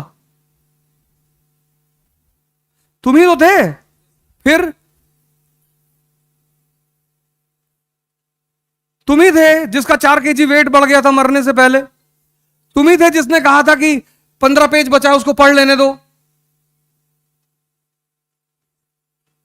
और आज तुम कह रहे हो कि सेक्स परेशान कर रहा है। इसलिए ये देश परेशान हो रहा है क्योंकि यहां का युवा वो भटक गया, उसको रास्ता नहीं मिल पा रहा है। उस क्यों भटका? उसने जीवनियां पढ़नी छोड़ दी, उसने ऑटोबायोग्राफियां पढ़नी छोड़ दी। एक मेरे मित्र हैं, उनके भाई भतीजे राजेंद्र नगर में रहते थे, अब तो वापस घर चले गए। तो उन्होंने मुझसे कहा कि अवध यार जरा उसको पैसा दे दो कुछ। हम पैसा लगा नहीं पाए, कुछ दे दो। तो हम उनके कमरे पे गए पैसा देने के लिए। तो वो कुछ हल्दी और शहद वहद लगाया हुआ था चेहरे पे। तो हमने पूछा कि ये क्या है? कहा भैया चाचा वो हल्दी लगाए हैं, शहद लगाए हैं ना। क्यों? कहा कि इससे चमक आती है। तो उन्हें तुरंत फोन निकाल के अपने वो मित्र को फोन किया। हमने कहा इसको ले जाओ, ये अगर 60 जन्म आईएएस देगा तो भी नहीं होगा इसका। ऐसे कह रहे हो यार? मैंने इसका बेसिक कॉन्सेप्ट नहीं क्लियर है। ये चमक आ रही है पावर की वजह से। यहां क्यों नहीं आ रही, वहां क्यों नहीं आ रही है? जब इतना बेसिक सिद्धांत तुम्हारा क्लियर नहीं है तो तुम आईएएस बनोगे? जहां इकोनॉमी, पॉलिटी, सोसाइटी सबको मिलाकर सोचना पड़ता है। इंटरडिसिप्लिनरी प्रिपरेशन है ये। इस प्रिपरेशन की सबसे खास बात यह है इंटरडिसिप्लिनरी। तुम्हें इकोनॉमी समझ में नहीं आई, तुम्हें पॉलिटिक्स कभी नहीं आएगी, आएगी ही नहीं। यही यही तो एक खतरा है। हम क्यों बार बार तुमसे कहते हैं एनसीईआरटी पढ़ने का? तुम्हारा बेस मजबूत हो जाएगा। तब तुम बेस मजबूत होने के बाद जब सारे सब्जेक्ट को कनेक्ट करके पढ़ोगे। अफगानिस्तान में स्त्रियों की दशा बुरी क्यों है? क्योंकि वो इकोनॉमिक तौर पर इंडिपेंडेंट नहीं है। पराधीन सपनों सुख नहीं, इस्लाम रीजन नहीं है। इस प्रिपरेशन की सबसे अहम पहलू क्या है? इंटरडिसिप्लिनरी। यहां तुम सेग्रीगेट करके नहीं पढ़ सकते।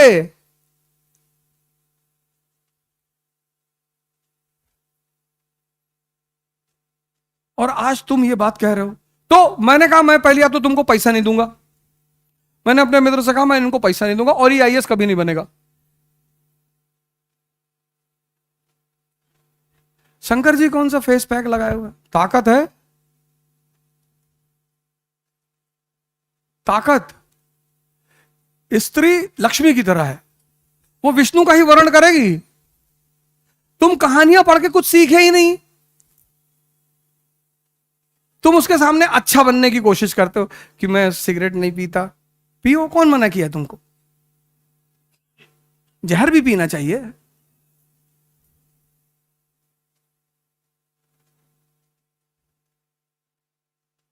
समुद्र मंथन से लक्ष्मी जी निकली, देवताओं और असुरों में झगड़ा हो गया, हम शादी करेंगे, हम शादी करेंगे। उन्होंने कहा लाइन से लगा बैठ जाओ, मैं डिसाइड करूंगी। स्त्री हमेशा डिसाइड करेगी। फिर जब दोनों लोग लाइन से डिसिप्लिन में बैठ गए, वो समझ गई पागल हैं। उसने दूर सागर में देखा एक आदमी शेषनाग पे लेटा। उसने कहा ये कौन है? बोले विष्णु है। बोले इसको पता है मैं बाहर आई हूं? बोले पता है। बोले फिर भी जाके उन्होंने उनको माला पहना दी। इनविंसिबल है ना, ताकत। ये दोनों लोग देखते रह गए और माला ऐसे आदमी को पहना दी जो हमेशा लोड करके रखा हुआ है कि उल्टा सीधा बोले तुरंत डाल देंगे खटाक से।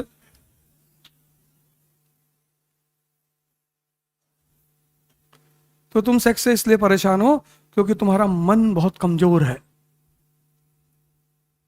तुम्हारे पास कोई इतना बड़ा गोल नहीं है जो इस छोटी सी चीज को ओवरशैडो कर जाए।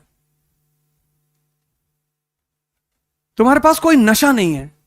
ये जो तुम शराब को नशा मानते हो, ये सबसे घटिया नशा है। पीते हो तो अच्छी बात है, कोई बात नहीं, लेकिन बाप के पैसे का कभी मत पीना। बड़े मेहनत का पैसा होगा। आप में से बहुत सारे लोगों के पिता एक सामान्य सैलरी पाते होंगे और वो आपको पैसा देते होंगे। अपने पिता के पैसे को कभी इधर उधर मत करना।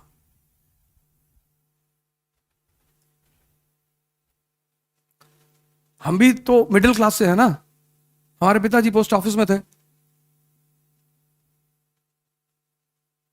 हमारे यहां कोई बालू का ठेका थोड़ी था। हमारा है, हमारे पिताजी का नहीं था।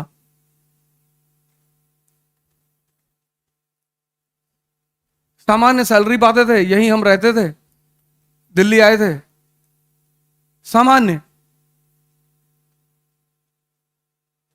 अय्याशी, मस्ती, लग्जरी अपने पैसे पर। ना तो पिता के पैसे पर और ना लोन पे। दोनों बातें सर बहुत अच्छा बताएंगे। लोन पे कोरोना आया, बड़े लोग हिल गए अंदर से। कोरोना में ही मेरा झगड़ा हुआ। जहां मैं पिछले इंस्टीट्यूट में पढ़ाता था तो उनको लगा कोरोना चल रहा है, कहीं से पैसा आ नहीं रहा। इस वक्त टीचरों को धमका लो, तो उनको लगा कि यार बोलो। और हमने कुछ नहीं कहा, हमने सिर्फ छोटी मोटी दो चार बातें की, वो बुरा मान गए। 5-6 हजार करोड़ के मालिक, kick you out from here. Kick? अरे कैसी बातें कर रहे हो सर।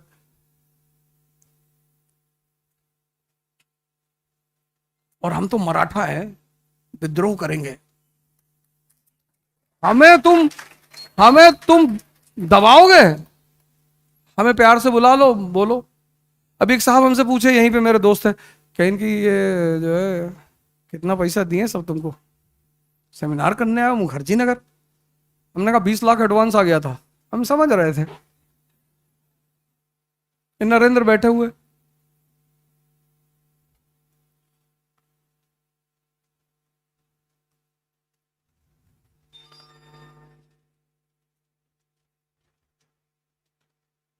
जब तक तुम्हारा मन ही तो है जो तुम्हें परेशान कर रहा है, कब तक करेगा? 50, 55, 60, फिर क्या करोगे?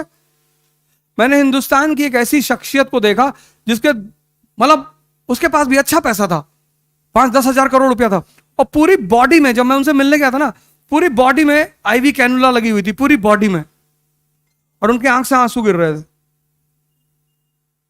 वो कुछ बोले तो नहीं, मैं भी गया ऐसे हाथ जोड़ के खड़ा था कुछ देर तक, फिर मैं चला आया। मैंने क्लास की शुरुआत में क्या कही, ज्ञान से बड़ी कोई ताकत नहीं है। ये जितने शिक्षक लोग यहां बैठे, मैं सबको बुराया तुरंत, ये इनका सबका सम्मान, ये शिक्षक हैं।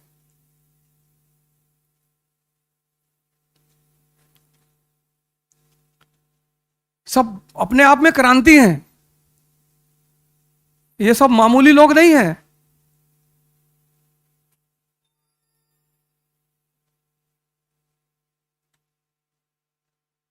कुछ पूछ रहे थे।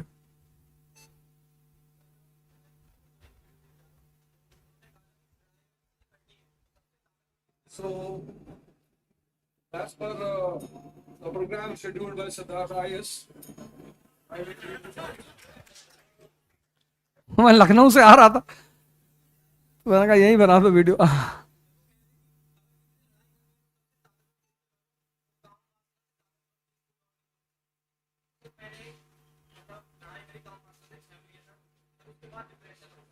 होगा, तुम शायद ओशो को समझ नहीं पाए। बैठो। लड़ाई हमेशा उससे की जाती है जो है, सुनना जो मैं तुमसे कह रहा हूं, लड़ाई हमेशा उससे की जाती। तुमने पहली बात तो यह मान लिया कि काम वासना एक ताकत है, निश्चित तौर पर है, लेकिन है कहां? जैसे अंधेरा, अगर तुम्हें अंधेरे को प्रूव करना हो, जैसे तुमने कहा साहब उस कमरे में अंधेरा है, मैंने कहा लेके आओ, ला पाओगे? लेकिन है अंधेरा। तो अंधेरा को दूर करने का तरीका क्या है? जहां भी अंधेरा है वहां लाइट जला दो, यही तरीका है ना। कितना भी घना अंधेरा हो, तुमने अगर छोटी सी लाइट जला दी, अंधेरा गायब। ऐसे काम वासना भी है, जब तुम्हारे ऊपर हावी हुई और तुम जाग गए। जागना मतलब तुम उस विचार को एंजॉय कर रहे हो, देख रहे हो। जागना मतलब यह नहीं कि आंख खोल के बैठ गए कि दिखाई नहीं पड़ रही है। किसी चीज पर जब भी तुम्हारी नजर पड़ती है आंतरिक, इसीलिए हिंदुओं ने एक ऐसी कम्युनिटी है जिसने पूरे दर्शन को फोटो बना दिया। हाँ हाँ बस ठीक ठीक। तो एक मिनट है। तो उसने क्या किया, सबको फोटो बना दिया। उसमें एक फोटो है भगवान शिव की, उसमें एक आंख दिखा दी, ये वाली थर्ड आई। आजकल कितना सारा उस पर प्रोग्राम चलता है, थर्ड आई अवेकनिंग, थर्ड आई ये, थर्ड आई वो। तो जैसे ही तुम्हें परेशान कौन करेगा? विचार। काम का विचार ही तो परेशान करेगा। एज अ काम तो तुम कुछ जानते नहीं, विचार आएगा और उसी वक्त तुमने ये आंख, और जब तक ये बंद नहीं करोगे ये खुलेगी नहीं। ये भी एक कॉन्सेप्ट है। लेकिन अगर ये एक दिन में हो जाए, क्योंकि वो एक दिन में थोड़ी जनित है। कितनी उम्र है तुम्हारी? 20 साल, 25, तो ये 10 साल का पूरा खेल है ना। तो तुम्हें समय तो लेगा ही। जब जब तुम्हें वो विचार घेर रहा है, तुम उससे लड़ो मत। लड़ोगे है, जीत ही नहीं सकते। कन्वर्ट करना है। वो मैं कहानी पूरी नहीं कर पाया था कि इसीलिए हिंदुओं ने वो शिवलिंग बनाई, उसके ऊपर एक कोबरा बनाया, क्योंकि मिथोलॉजिकली कोबरा दुनिया का एकमात्र जहरीला सांप है जो अपने जहर को मड़ी में बदल लेता है। कन्वर्जन, एनर्जी को डिस्ट्रॉय कर सकते हो। साइंस के स्टूडेंट हो ना, हाँ इसीलिए तुम ऐसा कर गए। खैर साइंस वाले भी करते हैं। एनर्जी को कन्वर्ट किया जा सकता है, उसे डिस्ट्रॉय नहीं किया सकता। उसे सप्रेस करोगे तो सप्रेस तो हो जाएगी, फिर उसे जिस दिन मौका मिलेगा वो ब्लास्ट मार देगी। वही तुम्हारे साथ हुआ। तुम सप्रेस करते चले गए और फिर जिस दिन उसको मौका मिला उसने ब्लास्ट मार दिया। अब कन्वर्जन कैसे है, इस पे तुम्हें सबसे अच्छा जो आंसर मिल सकता है, कई सारे तरीके हैं उसके। एक तो एक्सरसाइज बहुत अच्छा तरीका है, जिम जाना बहुत अच्छा तरीका है, जॉगिंग बहुत अच्छा तरीका है, साहित्य बहुत अच्छा तरीका है, और सब सारे तरीकों में जो सबसे बड़ा तरीका है वह है इतना विशाल गोल।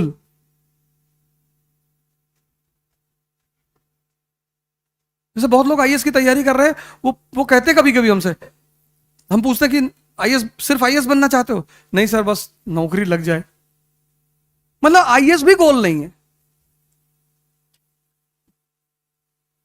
तो इतनी बड़ी चीज एक सामान्य मन से हासिल की जा सकती है? कभी नहीं। प्रश्न है, 5 मिनट रुक जाइए, एक 5 मिनट का है ना।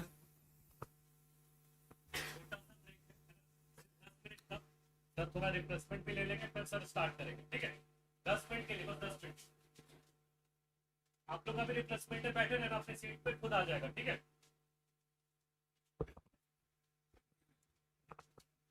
हेलो, मैं ये कह रहा हूँ कि 10 मिनट का ब्रेक है अभी। सर भी थोड़ा सा ब्रेक लेंगे, कुछ रिफ्रेशमेंट लेंगे। आप लोग भी अपने सीट पे बैठे रहना, वहीं पर रिफ्रेशमेंट मिलेगा, ठीक है? कोई अपनी सीट से हिलना नहीं, वहीं पे आ जाएगा। कुछ देर ब्रेक ले लो, है ना? अभी एक, सर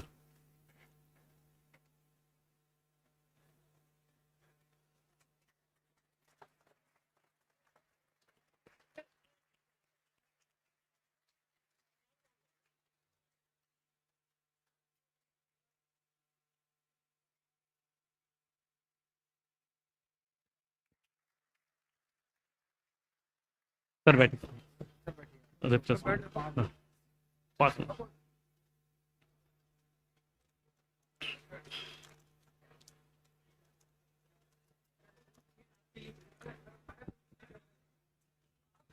आपको एक बात जान के हैरानी होगी, बैठ जाइए अपनी सीट पे।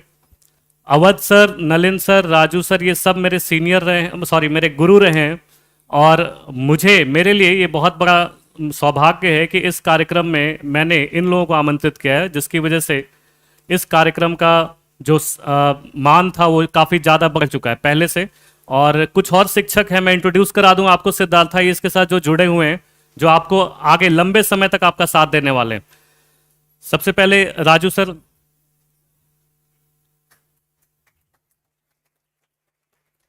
एक माला दो। राजू सर इकोनॉमिक्स में जब तैयारी हम लोग क्या करते थे तब भी इनको जानते थे, और आज बहुत ज़्यादा जान रहे हैं, और आप लोगों ने भी नाम सुना होगा इनका। इकोनॉमिक्स के क्षेत्र में एक प्रख्यात शिक्षक और अध्यापक और मेंटर रहे हैं, जो आपको यहाँ पर इकोनॉमी के लिए गाइड करेंगे, इंडियन इकोनॉमी के लिए।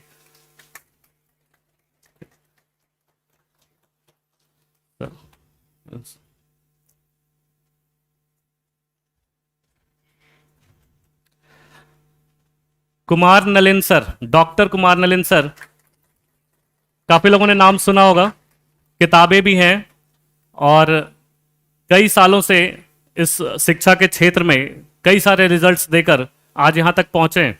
और यह हमारा सौभाग्य है कि सिद्धार्थ आईएएस में नलिन सर भी हिस्ट्री के लिए एक जबरदस्त फैकल्टी के रूप में हम सबके साथ मौजूद रहेंगे। सर, सर,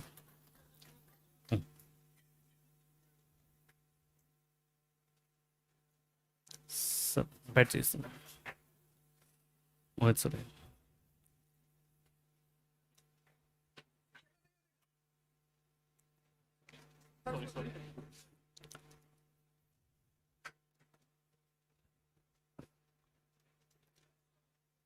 एम के मोहित सर, एम के मोहित सर फिर से इतिहास में एक और बड़ा नाम है ना।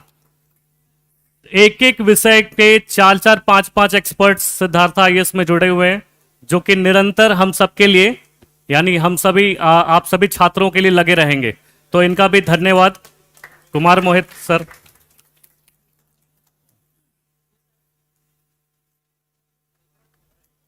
सर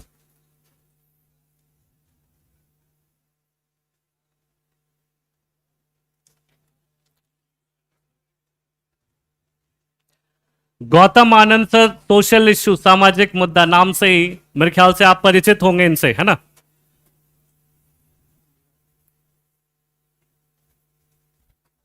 सर आप chair please. Gautam Anand sir social issue के प्रख्यात विद्वान, या फिर कह सकते हैं प्रख्यात शिक्षक, जो कि दिल्ली नहीं, दिल्ली से बाहर भी, इलाहाबाद में भी लोगों को प्रशिक्षित कर रहे हैं, और इनके द्वारा काफी छात्र सिलेक्ट हुए हैं। तो चलिए इनका भी धन्यवाद सर को, बहुत बहुत धन्यवाद।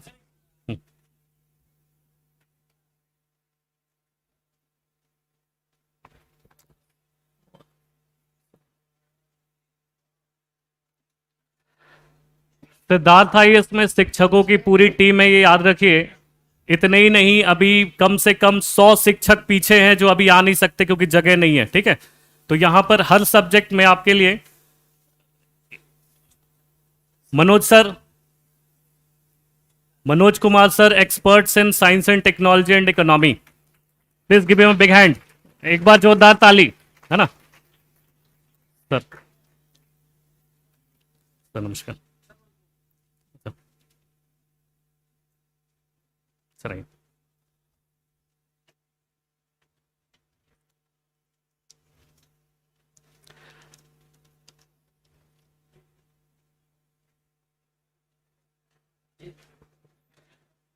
Kailash sir, faculty of polity, बहुत सालों से दिल्ली और दिल्ली के बाहर भी शिक्षा दीक्षा कार्यक्रम चला रहे हैं और कई सारे सिलेक्शन इनके द्वारा किए गए हैं, तो इनका भी आभार व्यक्त करते हैं और इनको बहुत बहुत धन्यवाद सर आने के लिए। सर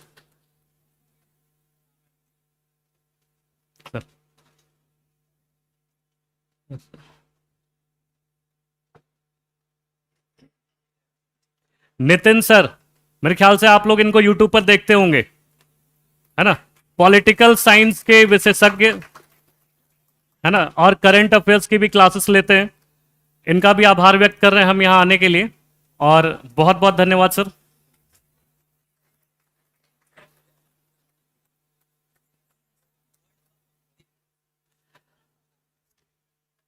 अच्छा, मेरे ख्याल से रिफ्रेशमेंट सबके पास पहुंच रही है, नहीं पहुंच पहुंच जाएगी, थोड़ा सा पेशेंस रखो, मिल जाएगा, है ना। और यहां जो कल से प्रोग्राम शुरू होने वाला है उसके बारे में मैं थोड़ी जानकारी दे दूं। सुबह की जो क्लासेस है, सुबह हिंदी मीडियम 9 बजे से 11 बजे और इंग्लिश मीडियम 11 से 1 बजे की क्लास है। एक क्लास आपके लिए फ्री रहेगी, एक क्लास, सिर्फ एक क्लास, आप उसमें अटेंड कर सकते हैं चाहे तो, और उसके बाद फिर आप कंटिन्यू भी कर सकते हैं अगर आपको लगता है कि सच में आपको यहाँ फायदा मिल रहा है। और किस तरह की चीजें होंगी मैं बता दूं यहाँ, कि जब आप एक तैयारी कर रहे हैं, आप आईएएस की तैयारी कर रहे हैं, आप सब कर रहे हैं, लेकिन कई जगह पे हमने देखा है कि इस तैयारी का नतीजा काफी कम निकल के आ रहा है, खासकर हिंदी माध्यम में, है ना। हिंदी माध्यम में कितने लोग हैं यहाँ पर, हाथ उठाना एक बार। हिंदी माध्यम में भरा पड़ा हुआ, यहाँ पे जो क्राउड है हिंदी माध्यम का भरा पड़ा हुआ है, पर रिजल्ट नहीं है। रिजल्ट नहीं होने का सबसे बड़ा रीजन क्या है, कौन बताएगा इसमें? Anybody from you? यस। जोर से बोलो और थोड़ी आवाज तेज करो। मास्क हटा लो, मास्क हटा लो, हाँ।